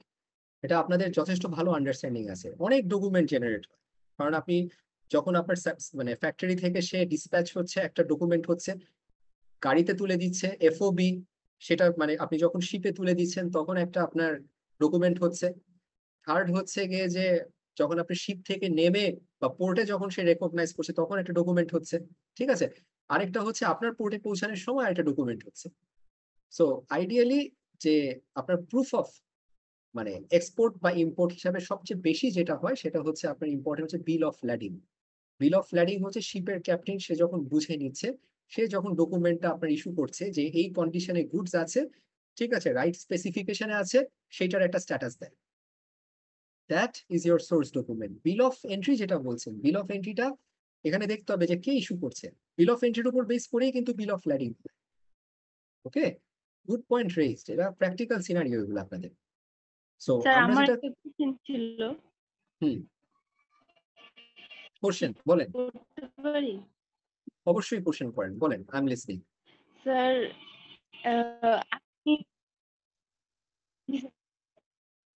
আমি একটু এক্সপেরিয়েন্স বই পড়ছিলাম, সেখানে এভিডেন্স এন্ড স্যাম্পলিং নামে একটা চ্যাপ্টার আছে, চ্যাপ্টার 11। ওখানে বলা হচ্ছিল যে purchase invoice gives better quality evidence than inspection of sales invoice because purchase invoice is a third party. কারণ আমরা তো অ্যাকাউন্টিং এর হিসাবে জানি যে সেলস ইনভয়েসটাই হচ্ছে পারচেজ ইনভয়েস, যেটা সেলার ইস্যু করে থাকে। অ্যাবসলিউটলি, অ্যাবসলিউটলি, ঠিক আছে। কিন্তু এখানে থার্ড পার্টি দিয়ে কি বোঝানো হচ্ছে, মানে এখানে কি যে মানে কিনছে বায়ার, সে কি কোনো পারচেজ ইনভয়েস দিচ্ছে? ঠিক আছে, আমি এটার প্রশ্নের উত্তর আমি আপনাকে এখনই আসছি, ঠিক আছে। জাস্ট একটা জিনিস খেয়াল করেন, আমি যখন ক্রেডিট পারচেস করি, ঠিক আছে, আমি তো বায়ার, আমি কি ইনভয়েস ইস্যু করি? চিন্তা করে দেখেন। না স্যার। ঠিক আছে, আমি যখন আমার পার্সপেক্টিভ থেকে চিন্তা করেন, আমি যখন ক্রেডিট পারচেস করছি আমি তো কোনো ইনভয়েস ইস্যু করছি না। সো ইনভয়েস ইস্যু করছে হচ্ছে আমার সেলার ইস্যু করছে। সো সেলার যে জিনিসটা ইস্যু করবে তার জায়গা থেকে should that not be more appropriate বা ইন্ডিপেন্ডেন্ট অবজেক্টিভ থাকবে?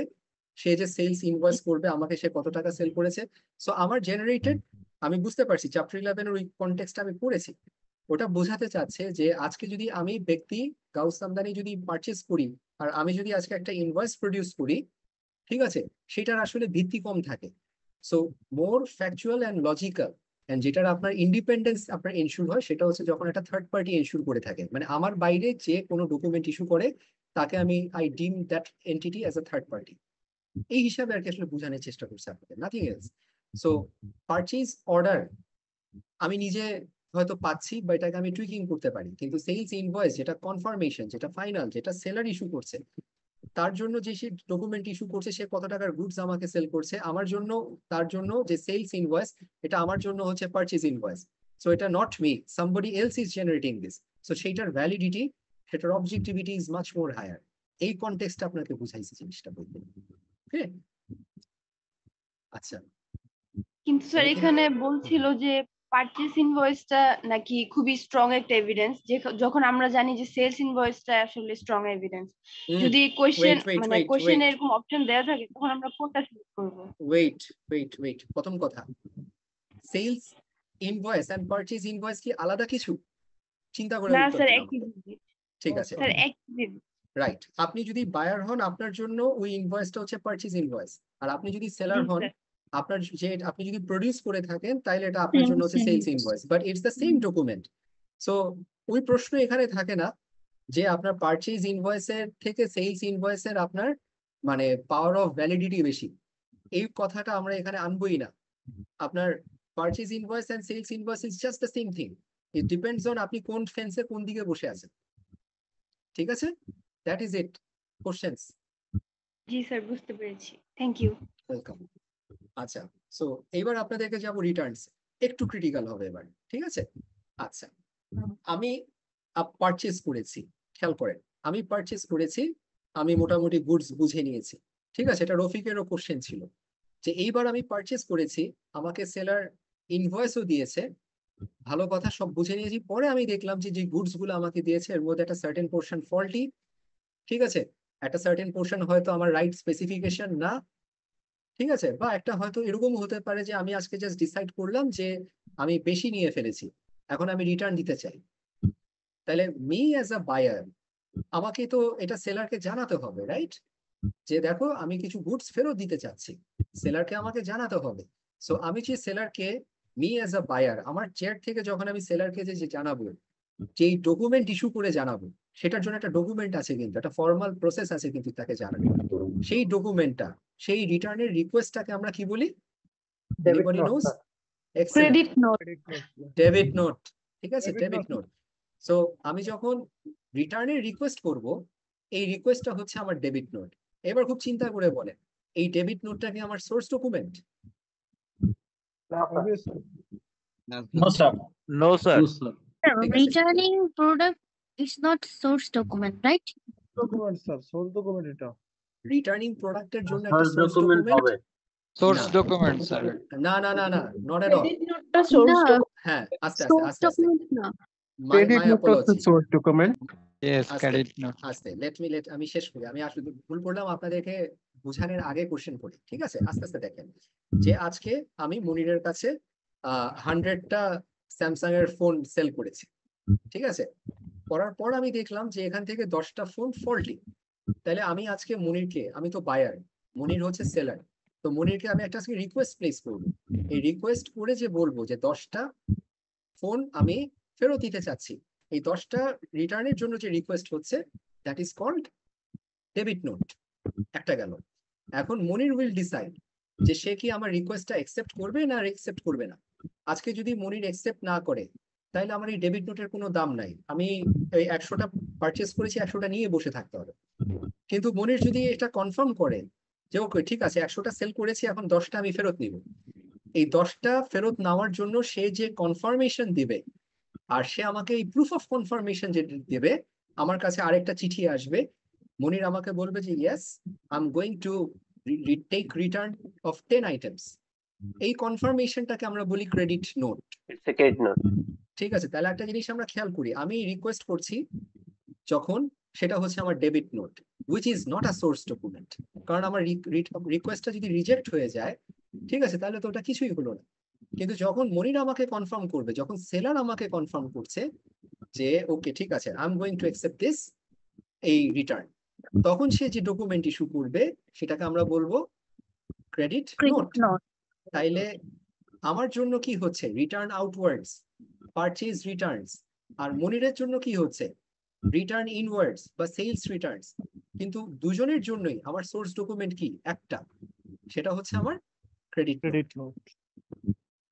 It's very interesting. এগুলা অনেকে মুখস্থ করে এক্সামের প্রিপারেশন নিয়ে যায়, বাট আমরা যদি ফ্লোটা খেয়াল করি, ডেবিট নোট হচ্ছে request and it can be rejected, that's why it's not a source document. কিন্তু ক্রেডিট নোট হচ্ছে কি, it's a confirmation by the seller যে yes I am taking acceptance of the return. এই জন্য সে যে জিনিসটা ইস্যু করে, দ্যাট ইজ ক্রেডিট নোট। সেটা বোথ বায়ার এন্ড সেলার দুজনের জন্য সোর্স ডকুমেন্ট। স্যার এই ক্ষেত্রে কি স্যার ওই আগে যে ইনভয়েসটা রেজ করছিল সেলার, ওটা কি আবার সে কারেকশন করে রিভাইজ ইনভয়েস করবে, নাকি এরকম কোনো বিষয় আছে, নাকি না না, শুধু ক্রেডিট নোট? রিভার্স ইনভয়েস করবে না, সে নতুন করে একটা নোট ইস্যু করবে অ্যাজ কনফার্মেশন। সেটা হচ্ছে আমার রিটার্ন ইনভার্স বা আউটওয়ার্ড এর কনফার্মেশন, সেটা হচ্ছে আমার ক্রেডিট নোট। নতুন করে ইনভয়েস আপনার ইস্যু করবে না। ঠিক আছে, এখন বাস্তবতা আমি জানি আপনারা দেখছেন যে অনেক জায়গায় এরকম ইনভয়েস করতে গেলে সবার শেষে নতুন করে একটা ইনভয়েস আপনার আবার ইস্যু করে আর কি, তাই তো? সো এই জন্য আমি একটা কথা বলছিলাম রফিকের প্রশ্নের উত্তর, যে আমি যখন রিটার্ন করব এটা কি ইনভয়েস প্রিপারেশনের আগে না পরে? আমি যদি ইনভয়েস রিভাইজ করি আমার ইনভয়েসের কিন্তু ভ্যালিডিটি নষ্ট হয়ে যায়।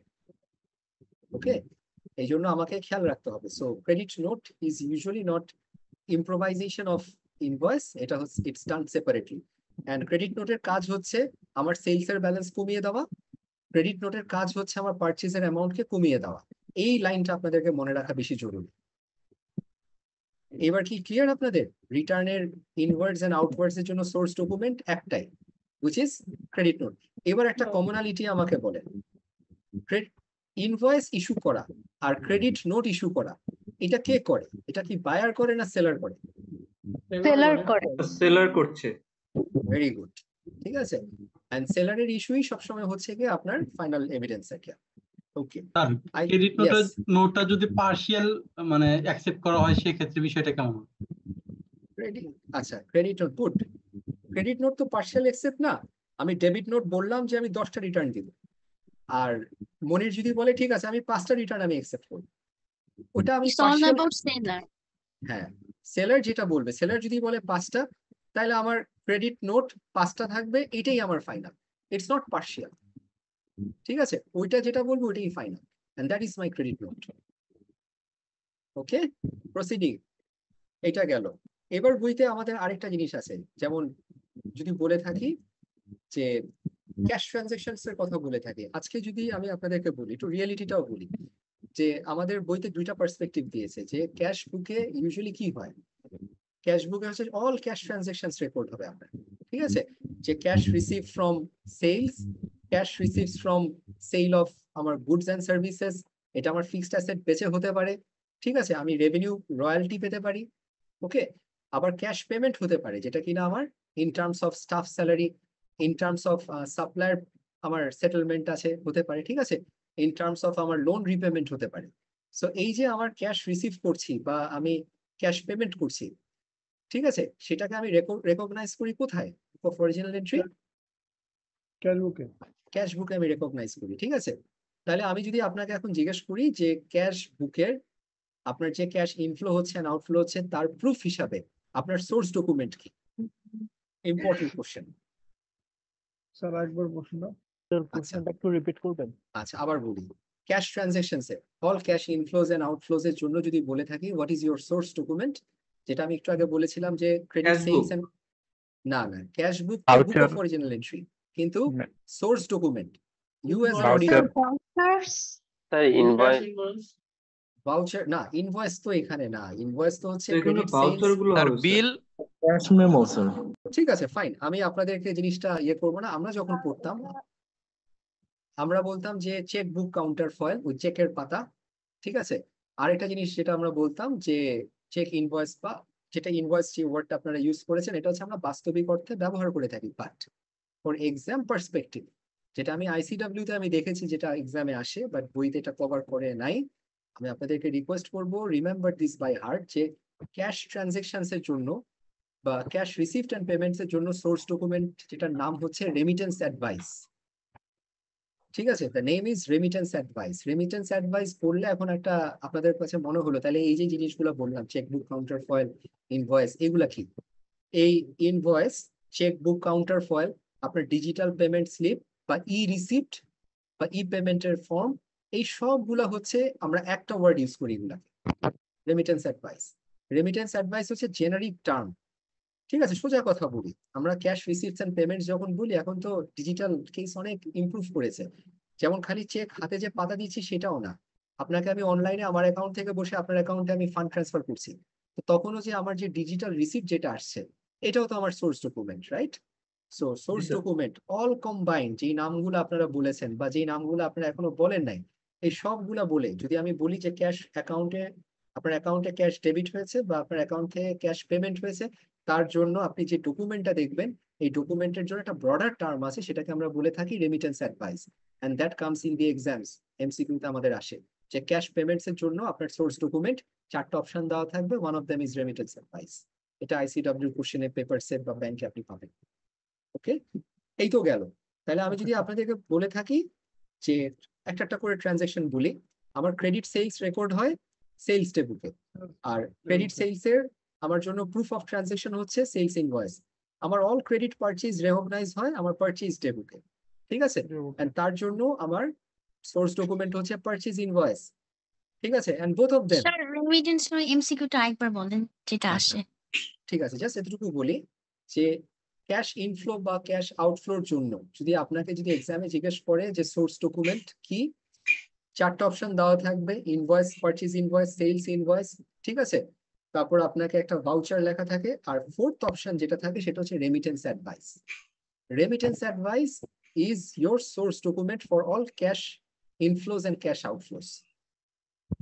ইটস আ ব্রডার টার্ম, ঠিক আছে? এন্ড তার ভেতরে আমি যে ডিজিটাল রিসিপ্ট থাকে, আজকে যেরকম ধরেন অনলাইনে আমি আমার কি বলি বাংলা লিঙ্কে যদি আমি 100 টাকা যদি আমি পেমেন্ট রিচার্জ করি আমার ব্যাংক অ্যাকাউন্ট থেকে, ঠিক আছে, তাইলে আমার 100 টাকা যে পেমেন্টের যে রিসিপ্টটা পাচ্ছি সেটাকেও বলবো রেমিটেন্স অ্যাডভাইস।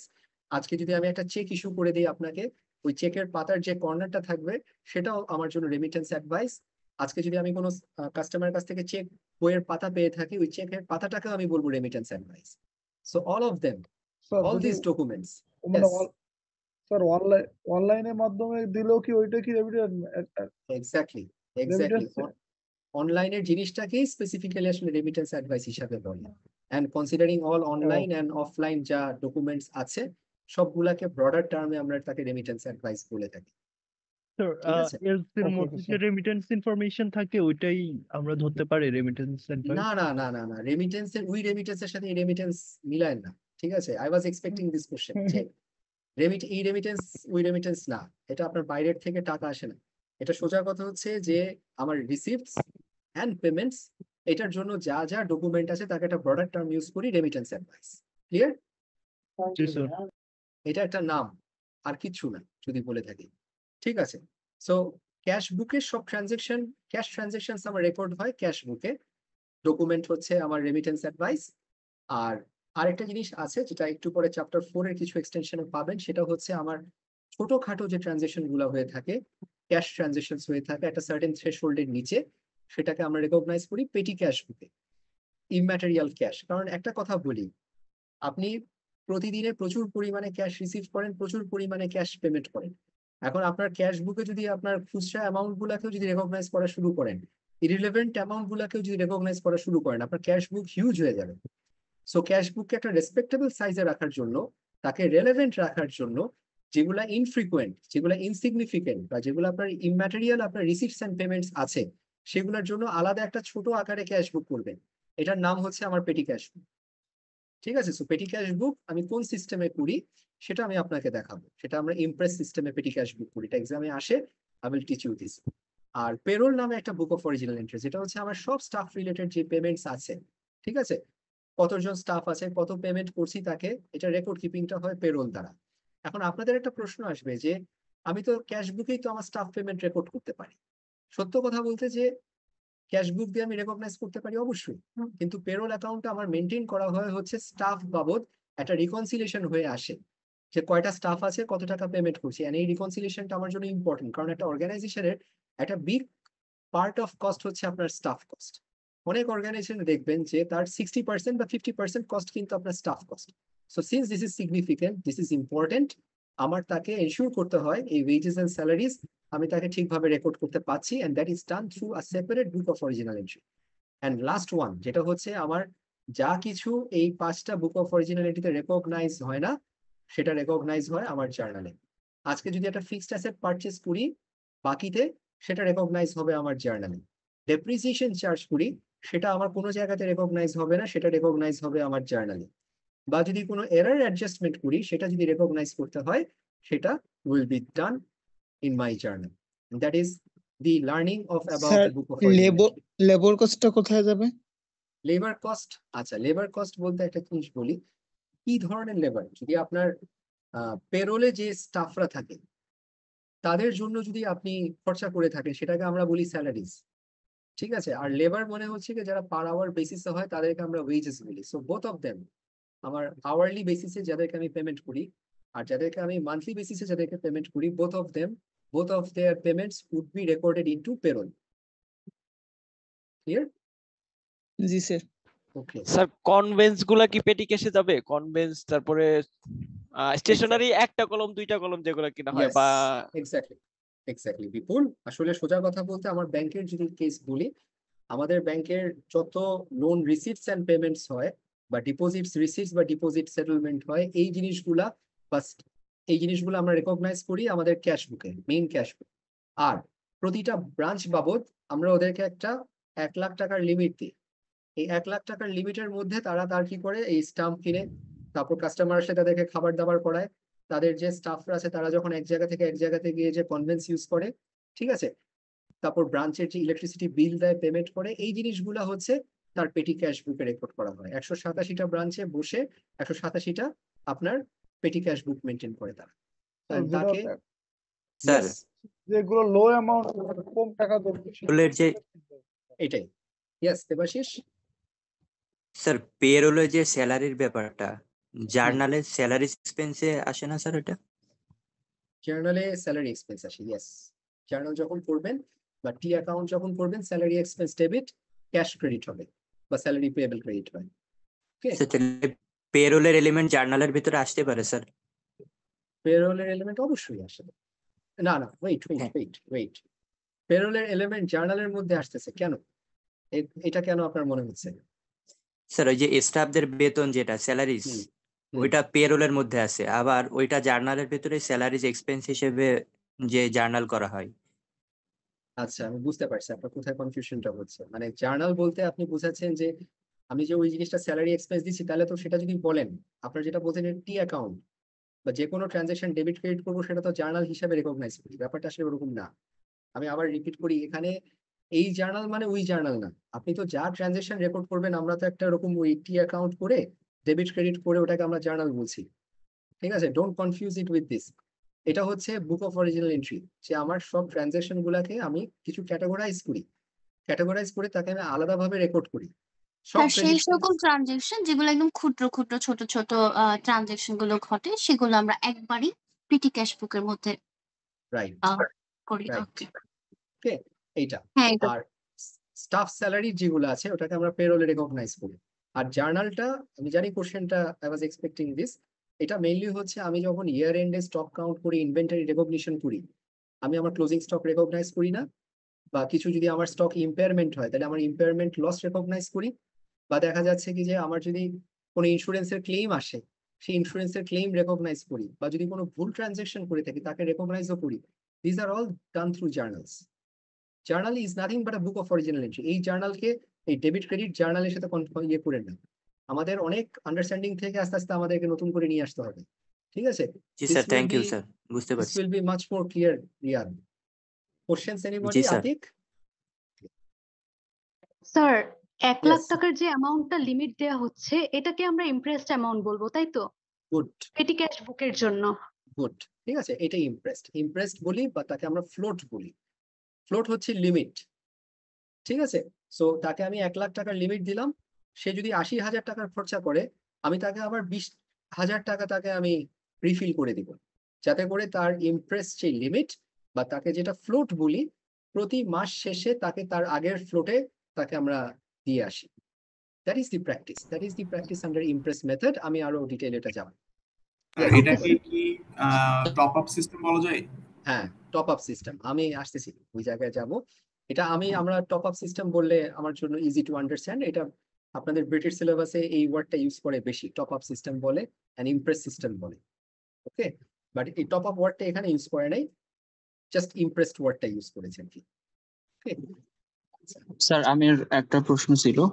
ইয়েস স্যার, আমাদের হচ্ছে যে আমরা জানলাম এবং আমরা জানি যে হচ্ছে যে একটা ব্যাংক বলেন বা হচ্ছে যে অন্যান্য কোম্পানি বলেন, সেটার হচ্ছে যে একটা পিটি ক্যাশের একটা লিমিট থাকে, ধরেন 10,000 15,000, সেটা যে ডিপার্টমেন্ট বা ইনস্টিটিউশন ওয়াইজ। কিন্তু ধরেন কোনো হচ্ছে যে ভোক্তা অধিদপ্তরের লোক আসলো বা হচ্ছে এই জাতীয় কেউ আসলো, সে হচ্ছে যে কোনো একটা ফল্ট পাইলো, তো সেক্ষেত্রে দেখা যাচ্ছে যে 20,000 টাকা জরিমানা করলো। কিন্তু স্যার আমাদের পিটি ক্যাশের লিমিট 20,000 বা 10,000। তো তখন স্যার যখন এই যে এক্সট্রা চার্জ করতেছে স্যার 20,000 টাকা, স্যার এইটা কি আমরা পিটি ক্যাশে দেখাবো বা হচ্ছে যে স্যার এইটা ঠিক বিষয়টা? আছে, ওকে, সোজা কথা হচ্ছে লিমিট ক্রস করছে। স্যার আরেকটা বিষয় টেল মি। স্যার, আমরা এখানে এখন রানিং আছে 248 জন স্যার। স্যার ওকে অনেকে হচ্ছে যে ঘুমাইতেছে, অনেকে ক্লাস করতেছে মনোযোগ দিয়ে, অনেকে স্যার জানি না কে কি করতেছে, কিন্তু স্যার মাঝে মাঝে হচ্ছে অনেকে নক করতেছে যে অনেকে বিরক্ত হচ্ছে। কিন্তু স্যার আমার যতটুকু মনে হচ্ছে, আমি শুরু থেকে যে ক্লাস অ্যাক্টিভ আছি, স্যার আমাদের 80% কনভারসেশন স্যার সিনারিও বেসড হয়েছে, মানে যেটা স্যার কোশ্চেন অ্যানালাইসিসই আমার মতে স্যার করতেছি আমরা। কিন্তু স্যার অনেকে আর কি এই বিষয়টা নিয়ে আর কি বিরক্ত ফিল হচ্ছে স্যার, এই বিষয়টা একটু বলতেন। আচ্ছা ঠিক আছে, আমি এটাতে একটা কথাই বলি। ঠিক আছে আতিক, আপনি আমাকে এমন বিরক্ত করেন নাই যে আসলে আমি বিরক্ত হলে I will let you know. এক, আর দ্বিতীয় কথা হচ্ছে যে মানে যদি বলেন যে বিরক্ত করার কাছাকাছিও গেছেন কিনা, you have not reach that area yet, practically আছেন। ঠিক আছে, আর স্যার বাকিদেরকে আমাদের স্টুডেন্টদের পক্ষ না থেকে অনেকে স্যার এই আস্তে প্রশ্নটা আস্তে তুলছে, আস্তে মানে লেট মি আপনার শুনেন স্টুডেন্টরা শুনেন শুনেন শুনেন, আমি বলে নিই, আমি আপনাদেরকে সবার জন্য বলি। সবার আগে এটা বলে রাখবো যে টাইম ইজ ইম্পর্টেন্ট। আপনারা আমার 2টা মিনিট এখানে খাচ্ছেন, ঠিক আছে, this will eat up your break time. দ্বিতীয় কথা বলি আপনাদেরকে, rest of the class let Atik ask his questions, কোনো সমস্যা নাই। I am here in the class to respond to your queries. কিন্তু তারপর আতিক একটা কথা বলবো, আমি আমার স্টুডেন্টদের জন্য সবসময় অ্যাপ্রোচেবল। এন্ড আমি যেটা বলবো যে কিছু জিনিস মনে হয় যে সিনারিও বেসড অনেক জিনিস আমাদের প্র্যাকটিক্যাল লাইফের সাথে মিলবে। যদি মনে করেন, আমি আপনাদের কাছে কোশ্চেনটা ছেড়ে দিচ্ছি, যে যদি মনে করেন যে এই কোশ্চেনটা আমাকে যদি করছেন এটা এক্সামের সাথে স্পেসিফিক, এক্সটেন্ডেড কোশ্চেনটা কি এক্সামের সাথে specific, if it is yes 100% I am going to accept this. যদি মনে করেন যে এটা এক্সামের থেকে আপনার ইন্টারেস্টের সাথে বেশি যায়, which I thoroughly appreciate, I would ask you যে আমার নাম্বার আছে, ঠিক আছে, আমার ইমেল আইডি আছে, you can definitely reach me. So আমি ওই প্রিভিলেজ ওই জিনিস আপনাকে আমি দিচ্ছি, ঠিক আছে। সো যদি এক্সটেন্ডেড ওই চ্যালেঞ্জটা আপনি ফেস করেন ফ্রম দ্য স্টুডেন্ট, বাট একটা কথা আমি না বললে না, আমি অনেকদিন পর মানে I have this strong feeling যে আপনাদের যে ব্যাচটা পেয়েছি, it's a good batch. You guys are asking the right questions. আর যদি যারা পোক করছে আপনাকে মানে ইয়ে করছে, দ্যাট ডাজ নট মিন যে তারা আসলে আপনাকে থামাতে দিচ্ছে। I would wish to know যে তারা আসলে চাচ্ছে আই প্রোগ্রেস ফার্দার অ্যান্ড যে এক্সটেন্ডেড এরিয়াগুলো আমি কভার করবো। Okay Akib, long story short, আমি চাবো আপনার যদি মনে হয় কিছু জিনিস আছে যেটা এখানে বলতে পারছেন না, কল মি আফটার ক্লাস। স্যাটারডেতে আমাকে করতে পারেন, অফিস আওয়ারের পর 6:30টার পর আমাকে কল দিতে পারেন। ইউ হ্যাভ দ্যাট ফ্লো, ঠিক আছে। স্যার আমার একটা কোশ্চেন ছিল sir. Rakib tell me. Sir আমরা ক্রেডিট সেলস এবং credit purchase, sales day book এবং পারচেস ডে বুকে এন্ট্রি করব, আর হচ্ছে ক্যাশ সেলস এবং ক্যাশ পারচেস ক্যাশ বুকে এন্ট্রি করব। এখন এটা কি বোথ মানে গুডস পারচেস এবং হচ্ছে অ্যাসেট, কোনো অ্যাসেট যদি পারচেস করি বোথ মানে দুইটার জন্যই? আচ্ছা, আপনি যখন একবারে বলে দিই, মনোযোগ দিয়ে শুনেন, আমি যখন গুডস পারচেস করছি আমার ক্যাশ আউটফ্লো হচ্ছে, যখন ক্যাশে পারচেস করছি। আর যখন গুডস সেল করছি ক্যাশে, তখন হচ্ছে আমার ক্যাশ ইনফ্লো হচ্ছে। এই সেলস যদি আমার ক্যাশ বেসিস হয়, তাকে আমি রেকর্ড করি ক্যাশ বুকে। আর ঠিক আছে, সেকেন্ডারি বলি, আমি যখন ফিক্সড অ্যাসেট পারচেস করব ক্যাশ দিয়ে, বা ফিক্সড অ্যাসেট যদি সেল করি ক্যাশ দিয়ে, that is also recorded in cash বুক। কারণ আমি একটা কথা স্পষ্ট বলছি যে any transactions, any inflow and outflow যেখানে আপনার ক্যাশ জেনারেট হচ্ছে, এনি ট্রানজেকশন যেখানে একটা লেগ ক্যাশ মানে ক্যাশ রিসিট বা পেমেন্ট হচ্ছে, আমি আর চোখ বন্ধ করে তাকে আমি ক্যাশ বুকে রেকগনাইজ করবো। ক্লিয়ার? Clear sir. ওকে আচ্ছা, একটা প্রশ্ন আছে। ইয়েস সালে। স্যার হচ্ছে আমরা ব্যাংক ট্রানজাকশন যেগুলো করবো ব্যাংকে, সেগুলো ক্যাশ বুকে দিব? Bank, by the way, bank and cash এই ওয়ার্ডটা আমি ইন্টারচেঞ্জেবলি ইউজ করবো। And for both of this আপনার মানে বুক অফ অরিজিনাল এন্ট্রি হচ্ছে আপনার ক্যাশ বুক। ক্লিয়ার? জি স্যার, আলাদা স্যার করে এটা না, তো আলাদা ক্যাশ করে এন্ড না। ক্যাশ ইকুইভ্যালেন্ট আমরা বলি। ওই জায়গায় কেন যান? এই cash equivalent is a term use for balance sheet, বা ওই জায়গায় ক্যাশ ইকুইভ্যালেন্টের মধ্যে আপনার ট্রেজারি বিলস আছে, ওর মধ্যে আপনার শর্ট টার্ম ইকুইটি আছে, ওগুলো ডিফারেন্ট জিনিস। Cash equivalent is a very strong word, ওর মধ্যে আমার ভেরি লিকুইড অ্যাসেট আছে, ঠিক আছে, ওই জায়গায় যাব না। জাস্ট ক্যাশ যখন বলবো তার মধ্যে ব্যাংকের ব্যালেন্স আর ক্যাশের পজিশন দুটাকে আমি কনসিডার করে বলবো, কারণ আপনি অ্যাকাউন্টে টাকা পেতে পারেন, ক্যাশ হাতে পেতে পারেন, ঠিক আছে। স্যার এই পেটি ক্যাশের ব্যালেন্স কি আবার আলটিমেটলি ক্যাশ বুকে চলে যায়, এরকম কোনো বিষয় আছে? পেটি ক্যাশ অবশ্যই যায়, যেটা আমি এখন আপনাদেরকে দেখাবো, ঠিক আছে। আচ্ছা ঠিক আছে স্যার, ঠিক আছে। আমি আপনাদেরকে যাব, আমার সব নোট করা আছে। আমি ইনফ্যাক্ট আজকে আমি 3 আওয়ার স্টাডি করছি হচ্ছে কি নতুন সিলেবাসটার সাথে অ্যালাইন করার জন্য। ওকে, যেটা লাস্ট ক্লাসে I was not ready for this, আমার বইটা আমার পরে আসছে। ওকে, সো আমরা এখন পেটি ক্যাশ নিয়ে যখন স্টাডি করবো, ফার্স্ট এন্ড ফরমোস্ট আপনাদেরকে জিনিসটা দেখাই।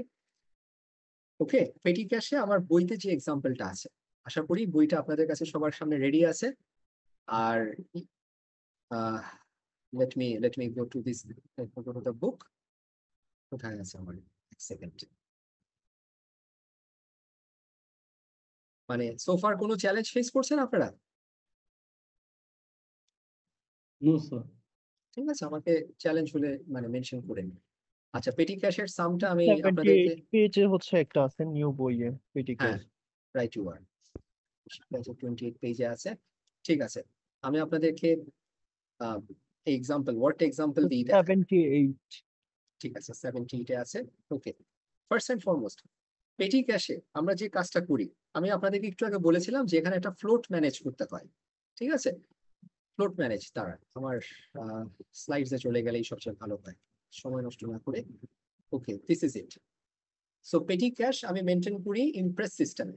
First and foremost let's just say যে আমি হেড অফিস থেকে একটা ব্রাঞ্চ উদ্বোধন করেছি, এই ব্রাঞ্চকে বললাম যে আমি তাকে 1 লাখ টাকা দিচ্ছি।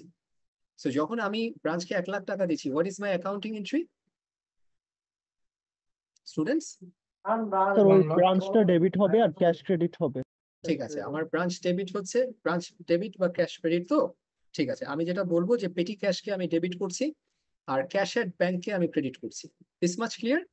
This is my first entry, যে ওকে আমি ব্যালেন্সটা দিচ্ছি।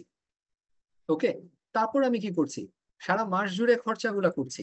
যেমন বইতে আমরা এক্সাম্পল দেখেছি যে এখানে আপনার milk, postage, travel and other related expense আপনার সে করছে। ঠিক আছে, সো আমি যখন এক্সপেন্স গুলো বসে বসে ইনকার করছি, আমি তখন কি করছি, এক্সপেন্স কে ডেবিট করি আর ক্রেডিট কাকে করি? ক্যাশকে। পেটি ক্যাশ। পেটি ক্যাশে করি। টাকাটা পেটি ক্যাশের মধ্যেই। ঠিক আছে না, গুড। ক্যাশ কি তো আমরা আসলে পেমেন্ট করছি, বাট তাকে তার রেকর্ড কিপিং এর জন্য আমি পেটি ক্যাশ থেকে তাকে পেটি ক্রেডিট ক্যাশকে করছি। ক্রেডিট করছি। ঠিক আছে, সো মানে get this things very clear. আমি শুরুতে আমার ব্রাঞ্চ লেভেলে আমি পেটি ক্যাশকে ডেবিট করে ক্যাশ এট ব্যাংকে ক্রেডিট করছি, that is my first accounting entry. তারপর আমার যা খরচা করব সেটা আমি আমার এক্সপেন্সকে ডেবিট করে আমি আমার পেটি ক্যাশকে ক্রেডিট করব। এতটুকু পর্যন্ত আমি জানি আমার স্টুডেন্টস এর কোনো প্রবলেম হবে না। তারপর মাস শেষ আসলো, যে 1 লাখ টাকা আমি দিয়েছিলাম, 80,000 টাকার মতো করে এক্সপেন্স আমি করেছি। ঠিক আছে, সো আমাকে এখানে আমি যখন দেখতে পাচ্ছি যে আমার 20,000 টাকা আমার এখন অ্যাকাউন্ট ব্যালেন্স আছে, বাট আমি তো 20,000 টাকা নিয়ে থাকবো না। পেটি ক্যাশের যে রুলস আছে সেটা হচ্ছে আমার পেটি ক্যাশ সিস্টেমটা মেনটেন করা হয় আন্ডার ইমপ্রেস সিস্টেম, বা রাকিব যেটা বলছিল যে top up system. So top up ওয়ার্ডটা যখন আমি ইউজ করি তার মানে কি, আমার 20,000 টাকা ব্যালেন্স আছে, আমি কত টাকা টপ আপ করবো স্টুডেন্টস? স্যার 1,80,000 টাকা। আমরা 80,000 টাকা টপ আপ করবো স্যার, 80,000 টাকা আমাদের 80,000 টাকা। ঠিক আছে, 80,000 টাকা আই হ্যাভ মাই ব্যালেন্স, 80,000 টাকা আমি ওখানে মানে ব্যালেন্স টপ আপ করবো। এই টপ আপের এন্ট্রিটা কি হবে আমার? তো পেটি ক্যাশ ডেবিট ক্যাশ ক্রেডিট। হ্যাঁ, পেটি ক্যাশ ডেবিট ক্যাশ ক্রেডিট বা ব্যাংক ক্রেডিট। ঠিক আছে, পেটি ক্যাশকে ডেবিট করে ক্যাশকে আমি ক্রেডিট করছি। ঠিক আছে, সো সেই অ্যামাউন্ট হবে, আমি যদি এক বাক্যে বলি যে যত টাকা আমি এক্সপেন্স করেছি তত টাকাই আমি টপ আপ করব। দ্যাট মিনস আমি যদি 50,000 টাকা খরচা করতাম, তাহলে আমি 50,000 টাকাকে পেটি ক্যাশকে ডেবিট করতাম, ক্যাশ এট ব্যাংকে ক্রেডিট করতাম। ঠিক আছে, তো সোজা কথা, আমার যত টাকা খরচা করছি এই খরচাগুলো হচ্ছে আমার পেটি ক্যাশকে ক্রেডিট করে হচ্ছে। তারপর মাস শেষে আমি যদি দেখি আমার ব্যালেন্স, আপনার যত টাকা আসলে আমার কমে যেই জায়গায় আছে, আমাকে তার একেবারে ইনিশিয়াল ব্যালেন্সে নিয়ে আসতে হবে। সেটা আনতে গেলে যত টাকা আমাকে খরচা করতে হবে বা আমাকে লাগবে, সেই অ্যামাউন্টটাকে আমি পেটি ক্যাশকে ডেবিট করব, and this fund is coming from my main cash book. ঠিক আছে, এইটাই আপনাদেরকে এই ইমপ্রেস সিস্টেমের জন্য জরুরি। এন্ড এক্সামে খুব সহজ কনসেপ্ট, কিন্তু আমাদের স্টুডেন্ট অনেকে আছে এই জায়গাটা আসলে স্টাডি করে না বা করতে ভুলে যায়। স্যার ঠিক আছে, 20,000 টাকা থেকে যাবে, ওটা কি করব?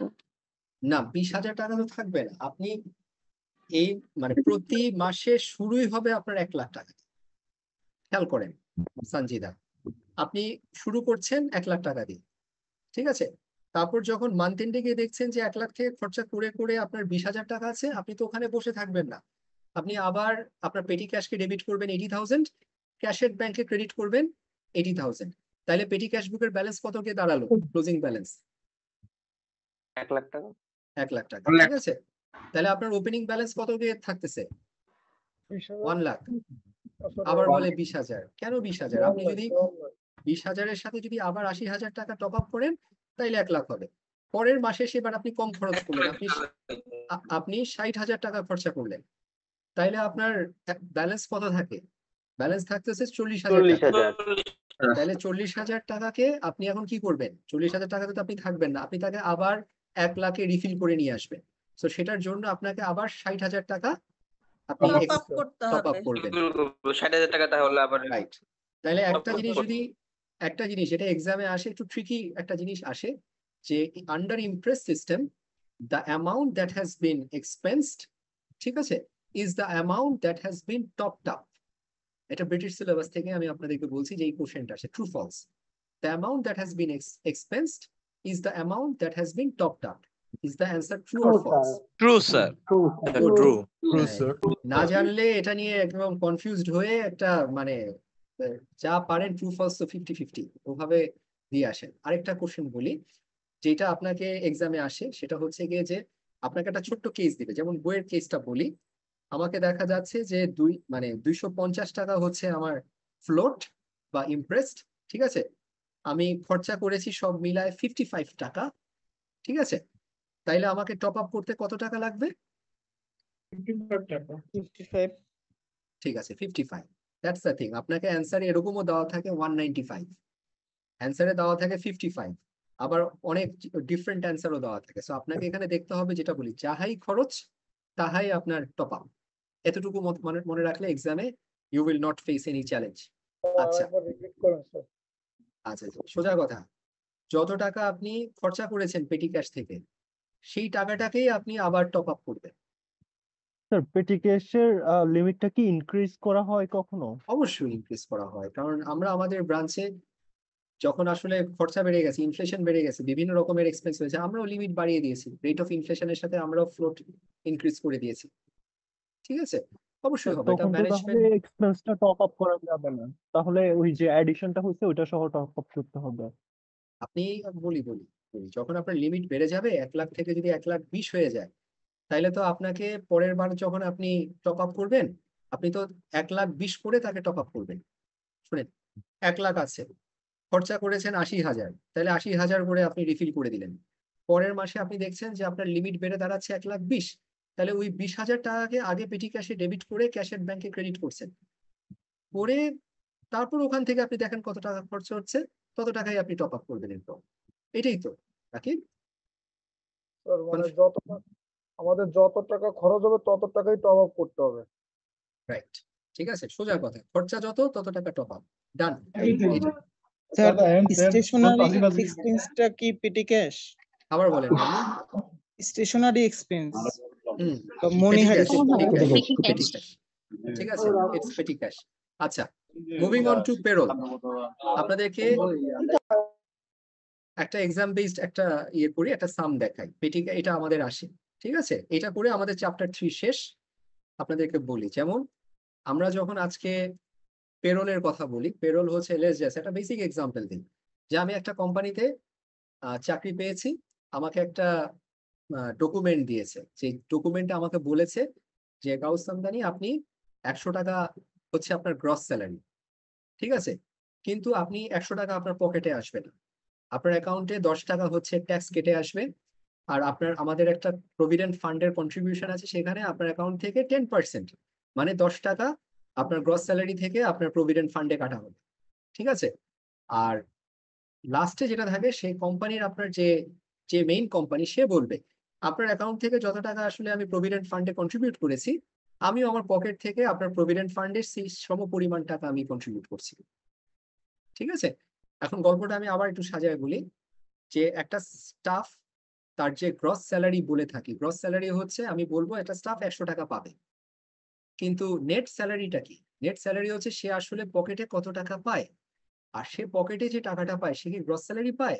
নো, তার ওখান থেকে তার ট্যাক্স ডিডাক্ট হবে, তার ওখান থেকে তার এমপ্লয়ের আপনার প্রভিডেন্ট ফান্ডের কন্ট্রিবিউশন আপনার পকেট থেকে আপনার কাটা হবে।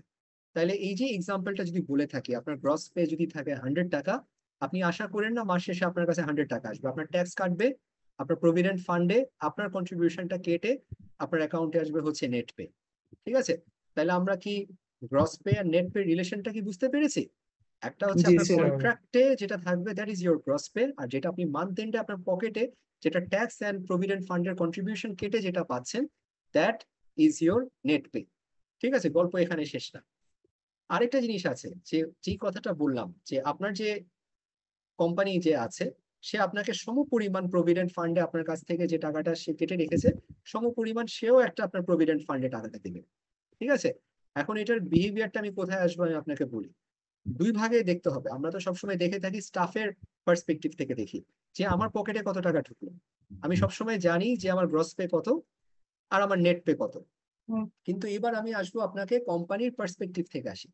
একটা কোম্পানি যখন আপনাকে মানে ধরেন আমাকে যখন একটা কোম্পানি রাখছে, একটা কোম্পানি আমার প্রতি আমার বাবদ খরচা কত বলেন দেখি, চিন্তা করে আমার প্রশ্নের উত্তর দেন যে আপনাকে যদি কোম্পানি রিক্রুট করছে আপনার প্রতি কোম্পানি হচ্ছে আমাকে যা দিবে টোটালি হচ্ছে 110 মোবাইল টাকা, যদি 100 টাকা যদি আমার টোটালি হচ্ছে গোর্স পেরোল কস্ট টোটালি হচ্ছে আমাকে যা পেমেন্ট সবগুলোকে আমরা টোটালি 100 টাকা কোম্পানি যে পরিমাণ টাকাটা আপনার দিক থেকে যত টাকা প্রভিডেন্ট ফান্ড কাটছে তার দিক থেকেও সে তত টাকাই দিচ্ছে, তাহলে ওই অ্যামাউন্টটা মিলে স্যার কোম্পানির মানে গ্রস কস্টটা হবে। রাইট, ঠিক আছে, সোজা কথা। এবার আমি যদি আপনাদেরকে একটা একটা করে আসি, ভেঙে ভেঙে আসি। আজকে যখন আমাকে হায়ার করা হলো, আরেকবার একটু যদি ক্লিয়ার করতেন। ঠিক আছে, আমি আবার বলছি। আজকে যখন কোম্পানি আমাকে হায়ার করলো, এবার চিন্তা করবেন কোম্পানির পার্সপেক্টিভ থেকে। কারণ আমরা তো দেখি আমরা স্টাফ হিসাবে আমার অ্যাকাউন্টে কত টাকা ঢুকলো সেটা হচ্ছে আমার নেট পে, আর আমাকে কন্ট্রাক্টে যেটা লেখা ছিল সেটা হচ্ছে আমার গ্রস পে। আর আমাকে গ্রস পে থেকে নেট পে এর যে ডিফারেন্সটা, যে ডিডাকশন গুলো হয় সেটা হচ্ছে একটা হচ্ছে ট্যাক্সি ডিডাকশন যেটা এআইটি এভারেজ রেটে কাটা হয়, আর আরেকটা হচ্ছে আমার প্রভিডেন্ট ফান্ডে আমার স্যালারি থেকে যে কন্ট্রিবিউশনটা কেটে রাখে। তাহলে আমার পকেটে যেটা ঢুকে সেটা হচ্ছে আমার নেট পে। ঠিক আছে, এটা হচ্ছে আমার পার্সপেক্টিভ। কিন্তু এখন তো আমরা আমার পার্সপেক্টিভে গল্প করছি না, তাই না?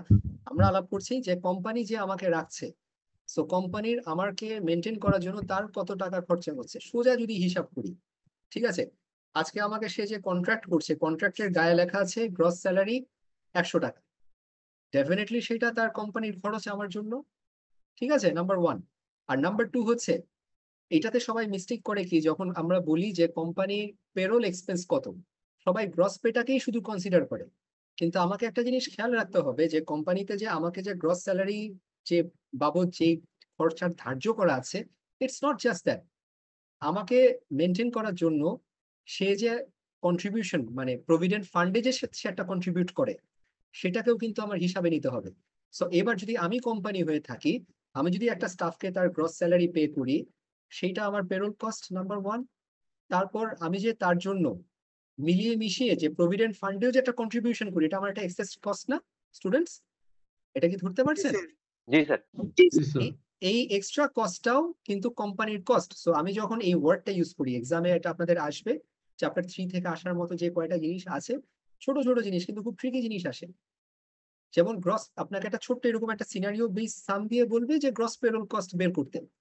সো আপনি যদি এই ডাইনামিক্সটা না বুঝেন যে গ্রস পেরোল কস্টের দুইটা আপনার মানে ফর্মুলা আছে, একটা হচ্ছে গ্রস পে প্লাস এই প্রভিডেন্ট ফান্ডে কার কন্ট্রিবিউশন, এমপ্লয়ারের কন্ট্রিবিউশন। ভেরি গুড, ঠিক আছে, that is the number one formula. আর নাম্বার টু, আপনি যখন দেখলেন যে লেটস জাস্ট সে যে আপনাকে গ্রস পে দেওয়া নাই, তাহলে আপনি কিভাবে আগাবেন? আপনি তখন দেখবেন যে আপনাকে লেটস জাস্ট সে আপনাকে নেট পে দেওয়া আছে। নেট পে হচ্ছে ডিডাকশন দুটো যোগ করে আমাদের গ্রস পে বের করবে। হ্যাঁ, রাইট, ইউ আর। আমি জাস্ট লজিকটা একটু শেয়ার করি। নেট পে হচ্ছে আপনার স্টাফের পকেটে যে টাকাটা ঢুকেছে প্লাস স্টাফের অ্যাকাউন্ট থেকে যে ট্যাক্সের যে টাকাটা আপনি কেটে রাখছেন, স্টাফের স্যালারি থেকে যে টাকাটা আপনি প্রভিডেন্ট ফান্ডে আপনি মানে যেটা স্টাফ কন্ট্রিবিউট করেছে, ঠিক আছে, এইটা প্লাস আপনার প্রভিডেন্ট ফান্ড যেটা আপনি আপনার পকেট থেকে প্রভিডেন্ট ফান্ডে কন্ট্রিবিউট করেছেন। তাহলে আমি যদি বলি যে আপনার গ্রস পেরোল কস্টে যখন আপনার গ্রস পে দেওয়া থাকবে না, তখন আপনি এই গ্রস পেরোল কস্টের ফর্মুলা কি, নেট পে প্লাস ডিডাকশনস। হ্যাঁ, এই ডিডাকশনস কিন্তু আপনাকে এক্সামে অনেক সময় একটা ওয়ার্ডে আসবে, এন্ড আপনাকে অ্যালার্ট হয়ে যেতে হবে। ডিডাকশনস এর ভিতরে কিন্তু দুটো জিনিস থাকে, একটা হচ্ছে যেটা ট্যাক্স কেটে রাখা হয়, আর একটা হচ্ছে প্রভিডেন্ট ফান্ডে যে কন্ট্রিবিউশনটা আপনার স্টাফের জায়গা থেকে যেটা কেটে রাখে। ঠিক আছে, এই পোর্শনটাকে আমরা বলি ডিডাকশনস। সো যদি আপনাকে ট্যাক্স আর প্রভিডেন্ট ফান্ডে এমপ্লয়ির কন্ট্রিবিউশন না বলে যদি শুধু ডিডাকশনস বলে, তাহলে আপনি কি করবেন, নেট পে প্লাস ডিডাকশনস, ঠিক আছে, প্লাস এমপ্লয়ারের যে কন্ট্রিবিউশনটা থাকে প্রভিডেন্ট ফান্ডে, এই তিনটাকে আপনি অ্যাড করবেন। দেখেন খুব সহজ কনসেপ্ট, কিন্তু এক্সামের ভ্যারিয়েশন গুলো কি খেয়াল করেছেন? That is why you have to be very very conceptually sound. Okay, so এইটাই আপনাদেরকে এটা বলি যে গ্রস পেরোল কস্ট হচ্ছে আমার net pay. Sir net pay plus deduction, ওই যে ডিডাকশন যেটা বললেন, আর হচ্ছে যদি প্রভিডেন্ট ফান্ডটা দেয়া না থাকে তাহলে নেট পে আর ডিডাকশন এই দুটো প্লাস করে বের করব হচ্ছে net sorry gross pay. Gross payroll cost, ঠিক আছে, এক্সেলেন্ট, এটাই, দ্যাট ইজ হাউ ইটস ডান। আচ্ছা স্যার একটা কোশ্চেন, অবশ্যই। প্রভিডেন্ট ফান্ড এমপ্লয়ার ওইটা কি কোম্পানি বের করে? হ্যাঁ অবশ্যই অবশ্যই, এখানে দুটো আছে। আমি একটা কথা বলি, যেমন আপনারা দেখবেন যে আপনি যখন একটা কোম্পানিতে যখন চাকরিতে নিয়োজিত থাকবেন, আপনার স্যালারি থেকে লেস যাচ্ছে 7.5% আপনার স্যালারির বেসিক আপনার প্রভিডেন্ট ফান্ডে নিয়ে যায়। এই কারণে আপনি যখন স্যালারি পান, আপনি দেখবেন যে গ্রস স্যালারি পান না, তার থেকে ট্যাক্স কেটে এই প্রভিডেন্ট ফান্ডে কন্ট্রিবিউশন কেটে তারপর আপনি আপনার স্যালারি পান। ওকে, এই সমপরিমাণ টাকা, এই 7.5%-এর টাকাটা আপনার কোম্পানিও আপনার তার পকেট থেকে এনে আর কি প্রভিডেন্ট ফান্ডে সে কন্ট্রিবিউট করে। সো আপনি তো আপনার জায়গা থেকে দেখছেন, কিন্তু কোম্পানির জায়গা থেকে যখন দেখবেন তখন আপনি বুঝবেন যে একটা কোম্পানির খরচা হচ্ছে আপনার এই ট্যাক্স, ঠিক আছে, তারপর হচ্ছে এমপ্লয়ারের contribution, employee contribution, net pay সব মিলায় হচ্ছে আপনার কোম্পানির gross payroll cost. Debashis? Sir একটা প্রশ্ন, একটা প্রশ্ন। Yes, listening. স্যার হচ্ছে যদি হচ্ছে ট্যাক্স, আমি এই বাইরে প্রশ্ন, যদি ট্যাক্স যদি কোম্পানি না কাটে তাহলে কি আমরা কেটে জমা দিতে হবে, মানে এটা হচ্ছে প্রশ্ন। ওরে বাবারে, ঠিক আছে, কঠিন কোশ্চেন করছেন। প্রথম কথা হচ্ছে আপনার company is a deducting authority, and deducting অথরিটিকে সব সময় আপনাকে আপনার ট্যাক্স কেটে দিতেই হবে। তাহলে এটা যদি সে না করে, he will be deemed as liable entity, and আপনার জন্য লায়াবিলিটি কম। আপনি আপনার ইনকাম ট্যাক্স যখন রিটার্ন সাবমিট করবেন, তখন আপনি লেস জাস্টে যদি ট্যাক্স ডিডাক্ট না করে থাকে, আপনি তখন রিটার্নের সাথে ওটা উল্লেখ করে আপনি চালান দিয়ে এটা পেমেন্ট করবেন। ওকে, ঠিক আছে। আরমান? স্যার তার মানে sir first of all deduction is equal to pension plus tax, and then gross pay equals to deduction plus net pay, and then তারপর আসতেছে যে আমাদের যে পেরোল কস্ট, ওইটা আসতেছে gross pay equals to gross pay plus employer যে যেটা company যে পেনশন হিসাবে দিচ্ছে ওইটা। রাইট, ঠিক আছে, এইটা মানে ঘুরে ফিরে এই কম্বিনেশনটাই আপনাকে জানলে আপনি যে কোনো সাম পারবেন। ঠিক আছে, একটা এক্সাম স্ট্যান্ডার্ড সাম আছে, ইন্টারঅ্যাক্টিভ কোশ্চেন 4, এটা একটু দেখাতে চাচ্ছি আপনাদেরকে। ঠিক আছে, একটু ফোকাস করেন, এটা দিলে chapter 3 will be done. Contribution আর হচ্ছে এমপ্লয়ের কন্ট্রিবিউশন কি সবসময় সেম হবে? হ্যাঁ, এটাই প্রসেস। বইতে তো মানে ওই যে দেওয়া আছে এমপ্লয়ের কন্ট্রিবিউশন 150 টাকা, আর হচ্ছে এমপ্লয়ের কন্ট্রিবিউশন 150 আর এমপ্লয়ের ব্রিটিশ বুক। ঠিক আছে, এটা আমি আপনাকে বলি, ইউজুয়ালি আমি আমাকে লোকাল প্র্যাকটিসটা বলছি, লোকাল প্র্যাকটিস সবসময় এটা মিশায় দেয়। আর ব্রিটিশ বইতে তো ওরা তো ওদের অনেক ভাবে করে, যেমন এখানে কতগুলা জিনিস এখানে হাইলাইট করছে, আমি দেখছি জিনিসটা, যেমন এইচএমসি বা এইচআরএমসি, অনেক কিছু টার্ম আছে যেটা আমাদের সাথে ওভাবে যায় না। Okay, but we should be ready. আপনি কনসেপ্ট জানলে এটা যেভাবেই আসুক না কেন, এটা যদি সমানও না হয়, যদি ডিফারেন্ট অ্যামাউন্ট হয়, আপনার তো প্রবলেম নাই। আপনি গ্রস পেরোল কস্ট যখন ক্যালকুলেট করবেন, ক্যারি ডাউন এমপ্লয়ারের contribution, employee contribution, net pay plus আপনার ট্যাক্স পোর্শন হচ্ছে আপনার গ্রস পেরোল কস্ট। আর আপনাকে এক্সামে যে এক্সাম্পলটা একটু পরে দেখবো, যে ইন্টারেক্টিভ কোশ্চেন 4-এ আপনাকে একটা মিসিং ফিগার দেবে, সো সেইটাকে আপনার বের করতে হবে। ঠিক আছে, আগে দেখি আপনারা পড়ে বুঝতে পারেন কিনা জিনিসটা। Interactive question 4, fund tab limited. আচ্ছা, ওয়ের ইজ আকিব? ঠিক আছে, ক্লাসে যদি থেকে থাকেন, if you have any query আমাকে কোশ্চেন করেন। ঠিক আছে, I don't have any problem মানে অ্যান্সারিং। ঠিক আছে, okay. So fund tab limited has 10 employees. Fund tab লিমিটেডের 10টা স্টাফ আছে। ঠিক আছে, who has gross pay of 1,90,000 টাকা per annum between them in 2004। ঠিক আছে, 10টা স্টাফ মানে ওদের জন্য হচ্ছে 1,90,000। In that year, FundTab made net payments to employees. এই নেট পেমেন্ট যখন বলছে, নেট পেমেন্ট আমরা জানি নেট পেমেন্ট কিভাবে হয়। গ্রস পে থেকে যখন আমি আমার ট্যাক্স ডিডাক্ট করব, আর এমপ্লয়ির, হ্যাঁ, এমপ্লয়ির কন্ট্রিবিউশন যখন ডিডাক্ট করি আমরা, ঠিক আছে? That much is clear. So আমার 1,90,000 যদি গ্রস পে হয়, আর সেখান থেকে যদি আমার নেট পে যদি আমি দেখি 1,29,200, তার মানে আমরা এখান থেকে কি কি হয়েছে আমরা জানি, এখান থেকে ট্যাক্স আর এমপ্লয়ি কন্ট্রিবিউশন ডিডাক্ট হয়েছে। ওকে, তারপর কি বলেছে, and paid 20,900 to the pension plan. এই পেমেন্টটা কে করেছে? 20,900 পেনশন প্ল্যান, এটা কি কোম্পানি করেছে না স্টাফের থেকে সে নিয়ে করেছে? বলেন, পরে কি বুঝতে পারে? কোম্পানি করেছে। কোম্পানি করেছে তো। রাইট, ঠিক আছে। তার মানে এটা আমার গ্রস পেরোল কস্টের পার্ট, এন্ড সেটা এখানে স্পষ্ট করে দিয়েছি। ইটস টোটাল পেরোল কস্ট ওয়াজ 2,20,400, ঠিক আছে? এন্ড আপনার কাছে ওরা একটা জিনিস চেয়েছে যে how much did fund tab pay in respect of আপনার এনআই এন্ড পেই, যেটা বলি আমরা, ঠিক আছে? সো আমাকে এখানে কি বের করতে হয়েছে স্টুডেন্টস? ট্যাক্স পেমেন্ট কত হয়েছে। ওকে, তাহলে আমাদেরকে এটা কিভাবে বের করতে পারি বলি, আপনাদের কাছ থেকে আমি অ্যাপ্রোচ শুনতে চাই। কঠিন কিছু না, খুব সহজ জিনিস। How do I calculate this students? Sir sir 40,000 টাকা স্যার পেরোল কস্ট থেকে নেট পেটা মাইনাস করলেই ইয়াটা আসবে, একটা অ্যামাউন্ট আসবে। ওইখান থেকে আমরা যে পেনশন প্ল্যানটা আছে ওটা মাইনাস করলে মেবি ইয়াটা ট্যাক্সটা চলে আসবে। এক্স্যাক্টলি, আসলে এটাই খুব সহজ জিনিস আর কি আপনাদের। যদি আমি আবার এটা করে দেই যে আমার গ্রস পে, ঠিক আছে, 190,000, ঠিক আছে, আমাকে কি চেয়েছে এখানে, কোনটা বের করতে? ট্যাক্স তো। ওকে, ঠিক আছে, গ্রস পে দেওয়া আছে আমার জন্য, নেট পে দেওয়া আছে। নেট পে আমরা জানি হচ্ছে 1,29,200, 1,29,200 আর কি। ওকে, সো এখান থেকে আমি কি পাচ্ছি? স্যার এটা গ্রস হচ্ছে এটা হচ্ছে 2,20,400 না? না, অন্যভাবে আসছি, ঠিক আছে। গ্রস পে 1,90,000, আর আপনি যেটা বলছেন that is your total payroll cost, ঠিক আছে? সো ডিডাকশন যদি বলি 60,800 আসছে 1,90,000 থেকে, যখন আমি বাদ দিচ্ছি ডিডাকশন। ওকে, এটা ওই ডিডাকশন থেকে আমরা এখন পেনশন বাদ দিলে আমাদের ট্যাক্স বেড়ে আসছে। কারেক্ট। আপনি যখন এবার পেনশনটা বাদ দেন, সরি, যদি পেনশন বাদ দিতে হবে, ঠিকই বলছেন আপনারা আমাকে একটা যেটা বলছেন যে total payroll cost, total payroll cost হচ্ছে 2,20,400, ঠিক আছে? আমার ডিডাকশন আমি যখন পেয়ে যাচ্ছি, তার থেকে যদি আমি আমার কন্ট্রিবিউশনটা বাদ দিই,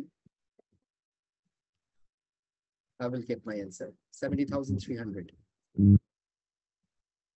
কনফিউশন থাকলে আপনারা আমাকে বলতে পারেন। মানে আমার জিনিসটা হচ্ছে ক্যালকুলেশনটা বুঝতে পারিনি, একটু যদি আরেকবার। ঠিক আছে, ক্যালকুলেশনটাতে কোন জায়গাতে প্রবলেম হচ্ছে আমাকে বলেন স্পেসিফিক করে। পুরোটা আমি আসলে এটা ক্যাচ করতে পারতেছি না। আপনি আমাকে এটার উত্তর দেন, আপনি পড়েন and try to answer this for me, ঠিক আছে? এভাবে প্র্যাকটিস করে কিন্তু ইজি হয়। Tell me Rafiq, how are you going to approach this? আপনার কাছে স্যার ডিডাকশনটা একটু বুঝাবেন। আচ্ছা, আসতেছি, স্যার আমি একটা এখানে করে বলি। একটা কথা বলবো, মানে Yes. ডিডাকশন বলতে কি? এটা এখানে বুঝতে পারিনি। ওকে, আমি আবার বলি। স্যার ডিডাকশন বলতে কি এখানে both contribution employee or employer, আর পেনশন বলতে কি বোঝাচ্ছেন স্যার? আচ্ছা, ঠিক আছে, আস্তে আস্তে আসি, আপনাদের অনেকগুলা কোশ্চেন আছে, লেট মি অ্যাসিস্ট ইউ। আমি যখন ডিডাকশন বলি, আমরা জানি যে ডিডাকশন কি, একটু আগে আপনাদেরকে দেখাই, এই ফর্মুলাতে চলে যাই। ডিডাকশন মানে হচ্ছে আপনার গ্রস পে থেকে যে ট্যাক্সটা কেটে রাখে, আর আরেকটা হচ্ছে আপনার গ্রস পে থেকে যে পোর্শনটা আপনার প্রভিডেন্ট ফান্ডে কন্ট্রিবিউশন করা হয়, মানে আপনার পকেট থেকে কেটে যে ট্যাক্স দেওয়া হয়, আপনার পকেট থেকে কেটে যেটা আপনার প্রভিডেন্ট ফান্ডে দেওয়া হয়, এই দুটা জিনিসকে আমরা কি বলি? ডিডাকশন। ক্লিয়ার? আগে বলেন, স্ট্রং হতে হবে, মানে আপনাদের মানে কনসেপ্টসে কোনো উইকনেস থাকা যাবে না। তার মানে ডিডাকশন হচ্ছে ট্যাক্স। স্যার এখানে তো তাহলে শুধু এমপ্লয়ির কন্ট্রিবিউশনটা কাটা হচ্ছে শুধু। আমার এমপ্লয়ির কন্ট্রিবিউশন কাটা হচ্ছে বলতেছেন? জি জি এখানে তো স্যার, মানে ডিডাকশনের ভেতর এমপ্লয়িটা থাকে। শুধু এমপ্লয়ির employee included fund, tax, employee যেগুলো খরচ হচ্ছে সেগুলো হচ্ছে ডিডাকশনের ভিতরে থাকে। আমি স্যার গ্রস পে আর গ্রস পেরোলের মধ্যে মিক্স আপ করে ফেলতেছে, এইজন্য কনফিউশন। হ্যাঁ, আমি বুঝতে পারছি, আবার বলি। যে আমি যখন আজকে আমি এই জন্য বলি যে পার্সপেক্টিভ চিন্তা করতে হবে কোম্পানির জায়গা থেকে, কারণ আমরা আসলে সবসময় স্টাফের জায়গা থেকে চিন্তা করি। একটা কোম্পানি যখন একটা স্টাফকে রাখবে, ওই স্টাফের জন্য কি করতে হয়, তাকে গ্রস পে যেটা দেয় সেটা দিয়ে তো তার কাজ শেষ না, সে আবার তার কন্ট্রিবিউশন একটা মানে প্রভিডেন্ট ফান্ডে সে কন্ট্রিবিউটও করে থাকে। ঠিক আছে, তাইলে একটা কোম্পানির জন্য যদি আমরা বলি যে একটা স্টাফ বাবদ তার খরচা কি, একদম সহজ লেমেন্স ল্যাঙ্গুয়েজে বলি, এক হচ্ছে তার জন্য যে গ্রস পে আছে, ঠিক আছে, প্লাস হচ্ছে যে এমপ্লয়ার যে প্রভিডেন্ট ফান্ডে যে কন্ট্রিবিউটটা করে।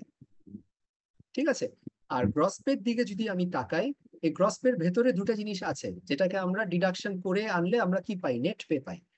এইগুলাকে আমরা ডিডাকশনস বলি, একটা এক্সামে ওয়ার্ডটা ইউজ করা হয় ডিডাকশনস। এই ডিডাকশনস গুলা কি, একটা হচ্ছে ট্যাক্স কাটা হয়, আর একটা হচ্ছে প্রভিডেন্ট ফান্ডে আপনার স্টাফের কি মানে প্রভিডেন্ট ফান্ডের যে কন্ট্রিবিউশন আছে স্টাফের পকেট থেকে কাটা হয়। এবার কি ক্লিয়ার এতটুকু? জি স্যার, জি স্যার, আচ্ছা, thank you sir. Coming back to the sum, আপনাকে একটা জিনিস খুব সহজে বলি, তারা জানতে চাইছে যে আসলে আমার ডিডাকশনস কত, মানে সরি ডিডাকশনস আমার ট্যাক্স লায়াবিলিটি কত। আমাকে এখানে কি দেওয়া আছে একটা একটা করে বলি, যে আমার টোটাল পেরোল কস্ট, যে কোম্পানি আমার বাবদ কত টাকা খরচা করেছে, 2,20,000। ঠিক আছে, একটা গেল।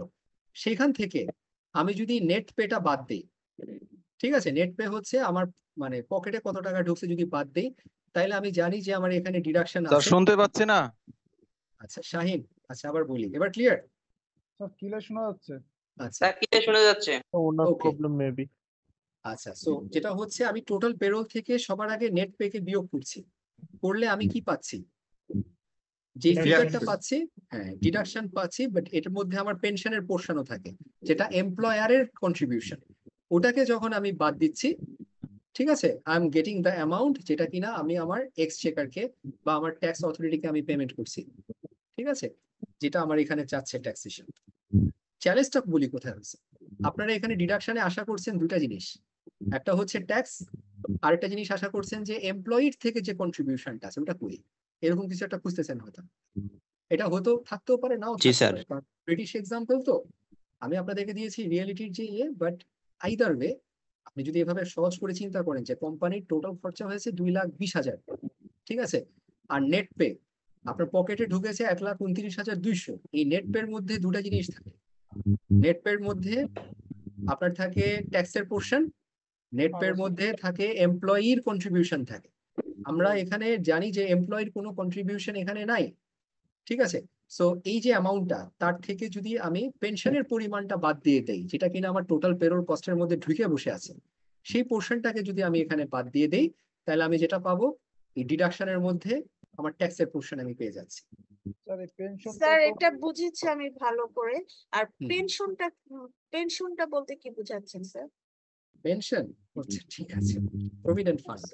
এবার ঠিক আছে, ও জি জি জি স্যার, এটাই প্রভিডেন্ট ফান্ডের যেটা পেনশন ফান্ডও বলে, এটা দুটা কমন টার্ম আর কি, ইন্টারচেঞ্জ, মাই অ্যাপোলজি এই টার্মটা আসলে ইউজ করার জন্য। ঠিক আছে, so that is it for chapter 3। আমার মনে হয় এক্সামে, হ্যাঁ টোটাল পেরোল কস্ট বলতে এখানে কি স্যার কোম্পানির যে টোটাল সব মিলে খরচটা ওইটা বোঝানো হয়েছে? ইয়েস, এন্ড সেই সব মিলায় খরচ যদি আমি বলি সেটা হচ্ছে গ্রস পেরোল প্লাস আপনার প্রভিডেন্ট ফান্ডে এমপ্লয়ারের কন্ট্রিবিউশন, স্যার। আর যদি আমি নেট পে দিয়ে হিসাব করতাম তাহলে হচ্ছে net pay plus tax plus এমপ্লয়ির কন্ট্রিবিউশন প্লাস এমপ্লয়ার্স কন্ট্রিবিউশন। ঠিক আছে, টোটালটা যদি ঠিক থাকে ব্রেকডাউনে it will be very easy for you. আচ্ছা, চ্যাপ্টার 4 স্যার বিফোর স্টার্টিং এখানে যে ট্যাক্সেশন যেটা দেওয়া আছে স্যার, আমরা ডিডাকশন, আমরা তো জানি স্যার ডিডাকশনে স্যার এমপ্লয়ার পার্টও থাকছে প্লাস হচ্ছে আমার এমপ্লয়ারের পার্টও থাকছে। আমি প্রভিডেন্ট ফান্ড দিয়ে আমরা যেটা বললাম সেটা হচ্ছে আমার এমপ্লয়ার পার্টটা বের হয়ে গেল মাইনাস করে, তাহলে ট্যাক্সেশন যেটা এটা তো মানে এমপ্লয়েড পার্টটা। ট্যাক্স তো সবসময় আপনার করে, মানে আপনার গ্রস পে থেকে কাটে, তাই না? জি স্যার। মানে জিনিসটা আমাকে আরেকটু বলেন, কোশ্চেনটা কি ছিল রফিক? স্যার আমি এখানে যে ট্যাক্সেশনটা দিয়েছেন স্যার, ট্যাক্সেশন লেখা প্রায় 70,300, এটা তো স্যার আমার হচ্ছে এমপ্লয়েড পার্ট, মানে হচ্ছে ওয়ার্কারের পার্টটা। আচ্ছা, অবশ্যই ট্যাক্স তো আপনার পুরোটা ওয়ার্কারের। আমি বলি একটু বলি, এটা মেজর কনফিউশন, এই ভুল করে আগায়েন না। আমাকে যে গ্রস পে সে পেমেন্ট করতেছে, ওই গ্রস পেড থেকে তো সে আমার ট্যাক্সও কাটতেছে, আমার প্রভিডেন্ট ফান্ডের কন্ট্রিবিউশনও কাটতেছে। এতটুকু বুঝেন।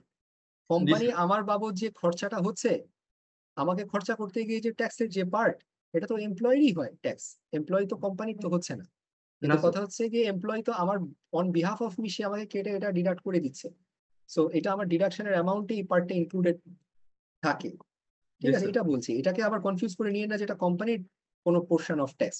কোম্পানি একটা জিনিস খালি করছে এখানে, সেটা হচ্ছে প্রভিডেন্ট ফান্ডে তার যে পোর্শন অফ কন্ট্রিবিউশন। ঠিক আছে, let this thing be very clear, এগুলা ইয়ে করেন না কেউ।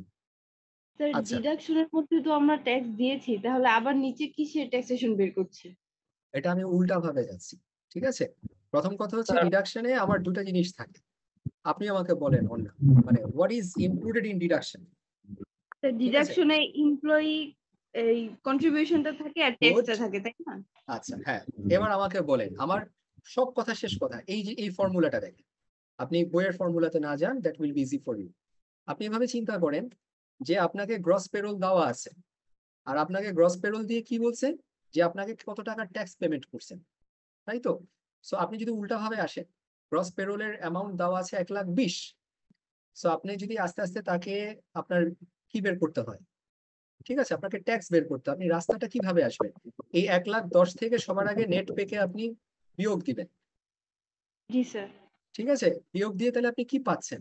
আপনি যেটা পাচ্ছেন সেটা হচ্ছে আপনার ট্যাক্সের পোর্শন ওটার মধ্যে আছে, ওটা এমপ্লয়ারের কন্ট্রিবিউশন আছে, এমপ্লয়েড কন্ট্রিবিউট, তিনটা জিনিস মিলেই তো এই ডিফারেন্সটা। এটা কি বুঝেন কনসেপ্টে? ধরতে জি পারছেন? স্যার। গুড। জি স্যার। তারপর যদি আপনাকে আমি বলে দেই যে কত টাকা আপনার এমপ্লয়ারের কন্ট্রিবিউশন ছিল, তাহলে সেই অ্যামাউন্টটাকে আবার বাদ দিবেন। কত টাকা আপনার এমপ্লয়ের কন্ট্রিবিউশন, সেই অ্যামাউন্টটাকে বাদ দিবেন। তারপর যেটা বাকি থাকে সেটা আপনার জন্য কি? Deduction. Tax, not deduction. Tax and employee contribution. আবার আসছে অন্য জিনিসে। ঠিক আছে, একটা একটা করে বলি না, ঠিক আছে না, good, this is good discussion to have. Gross payroll, ঠিক আছে, 110, আপনাকে নেট পে দেওয়া আছে আমার 80 টাকা, তাহলে যে টাকাটা আমি বাদ দিয়ে পাচ্ছি সেটাতে আমার কি আসছে বলেন তো দেখি। এখানে আমার ট্যাক্স, এমপ্লয়ি ডিডাকশন আসছে, হ্যাঁ মানে কন্ট্রিবিউশন আসছে, এবং আমার কোম্পানি থেকে যে কন্ট্রিবিউশনটা দিয়েছে সেটা আসছে। গুড, এতটুকু পর্যন্ত ঠিক আছে। তাইলে এখন একটা একটা করে যদি আপনাকে বলি আমার অ্যামাউন্ট কি, ঠিক আছে, আমার এমপ্লয়ারের পোর্শন যদি আপনাকে আমি বলে দিই সহজ করে, যে এমপ্লয়ারের হচ্ছে গিয়ে এখানে আপনার 5 টাকা, ঠিক আছে। তারপর যদি বলি আমার এমপ্লয়ির পোর্শনও হচ্ছে গিয়ে আপনার 5 টাকা, তাইলে আমি যদি আপনাকে এখন বলি যে ট্যাক্স কত, তাহলে আপনার জন্য খুব সহজ না? আপনি জাস্ট সোজা এই দুইটাকে বাদ দিয়ে এই 30 টাকা থেকে, এই 30 থেকে আপনি যদি এমপ্লয়ারের পোর্শনে, এমপ্লয়ি পোর্শনে বাদ দিলে যেটা পাবেন, that is your tax. Is this much clear? এই লজিক জানলে এটা মানে ব্লিঙ্ক অফ এন আই পারবেন, আর না জানলে এটা নিয়ে মারাত্মক স্ট্রাগল হয় এক্সাম। অনলি ফর স্যার আমরা যে ম্যাথটা করছি সেই ম্যাথটা তো এভাবে করলে হবে নাকি? অবশ্যই, এটা তো আমি আপনাকে অনেক ওয়েতে করতে পারেন। আমার জন্য সবচেয়ে সহজ হচ্ছে এই টাইপের জিনিস যখন আমি দেখি, আমি গ্রস পেরোলের সাথে আমাকে যে নেট পেটাকে আমি বাদ দিয়ে দিই, তারপর যেটা পাই সেখান থেকে আমি একটা করে 3 ভাগের মধ্যে থেকে যে দুটা দেওয়া আছে ওটাকে সরাই ফেললে যেটা পাই সেটাই আমার হয়ে যায়। আমার জন্য ইট টেকস অনলি 20 সেকেন্ডস, বাট এটা ডিফিকাল্ট করতে গেলে এটা 4-5 মিনিট লেগে অনেক কমপ্লেক্সিটি হয়ে যায়। ঠিক আছে, আই থিংক দিস ইজ ইট। আমি বুঝতে পেরেছি। গুড স্যার আমার একটা কোশ্চেন। থ্যাংক ইউ স্যার, অনেক সুন্দর করে বুঝিয়েছেন। Welcome. Yes, tell me questions. Sir আমাদের এখানে যে ডিডাকশন গুলো আছে এগুলোর মধ্যে আছে হচ্ছে ট্যাক্স আর হচ্ছে প্রভিডেন্ট ফান্ডের যে এগুলা, এখন এগুলোর জন্য আমাদের সোর্স অফ ডকুমেন্ট কি হবে, বা মানে আমাদের বুক অফ অরিজিনাল এন্ট্রি কি হবে? এই যে রাখি, এই প্রশ্নগুলোর জন্যই আপনারা আতিককে, আমি জানি না কি বলছেন আপনারা ইনবক্সে, আতিকের মুখ বন্ধ হয়ে গেছে, ঠিক আছে, but this is the kind of question I don't like রাখি, but I will appreciate that. But আমি একটা কথা বলে রাখি, বুক অফ অরিজিনাল এন্ট্রি যদি বলেন, ফার্স্ট এন্ড ফরমোস্ট আপনাকে যা প্রশ্ন করছেন উত্তর দিন। Nobody has asked me this question before, আমার এই 8 বছরের ক্লাসের ইয়েতে। প্রথমত, আপনি পেরোলের জন্য বুক অফ অরিজিনাল এন্ট্রি কি রাকিব? Salary and wages. না, স্যালারি এন্ড ওয়েজেস কি বুক অফ অরিজিনাল এন্ট্রি নাকি? পেরোল স্যার, পেরোল, ঠিক আছে। আচ্ছা জন্য অরিজিনাল এন্ট্রি পেরোল স্যার। ঠিক আছে, তারপর আমার source document, very very critical জিনিস। এই সোর্স ডকুমেন্ট আগে আমাকে দেখতে হবে এখানে কি হচ্ছে। খেয়াল করেন রাকিব, আপনাকে এক লাইনে উত্তরটা দিতে পারতাম, আমি এটাকে লেনদেন করছি। কথা হচ্ছে যে আমি স্টাফদেরকে যে দেই, আমি কি দেই? পেমেন্ট করি। সো যখন তাকে আমি পেমেন্ট করি, এটা it's done either through cash বা চেক, রাইট? জি স্যার। ঠিক আছে। সো যখন আমি ক্যাশ বা মানে চেকের থ্রুতে পেমেন্ট করি, সেটাকে আমার ক্যাশ আউটফ্লো হিসাবে গণ্য করা হবে। So any cash receives and payments, সেটার জন্য সোর্স ডকুমেন্ট আমার কি থাকে? Remittance advice. এক্স্যাক্টলি, না, রেমিটেন্স অ্যাডভাইস। ঠিক। So remittance advice is source document for mainly for cash book, all cash transactions. আর বুক অফ অরিজিনাল এন্ট্রি হচ্ছে আমার পেরোল, এন্ড পেরোলের জন্য আমার সোর্স ডকুমেন্টও হচ্ছে আমার রেমিটেন্স অ্যাডভাইস, কারণ আমি পেমেন্ট করছি। সো আসলে তো যা ট্রানজাকশন বলেন সবকিছু কিন্তু ঘুরে ফিরে হয় ক্রেডিট সেলস, ক্রেডিট পারচেজেস, আর নয়তো হচ্ছে আপনার remittance advice. Even petty cash বুকেরও কিন্তু সোর্স ডকুমেন্ট হচ্ছে রেমিটেন্স অ্যাডভাইস। ঠিক আছে, good. I think chapter 3 is done. আশা করি এক্সামের আগ পর্যন্ত এটা নিয়ে কারো স্ট্রাগল হওয়া উচিত না ইনশাআল্লাহ। বাট তারপরে যদি প্রবলেম হয়, মানে লেট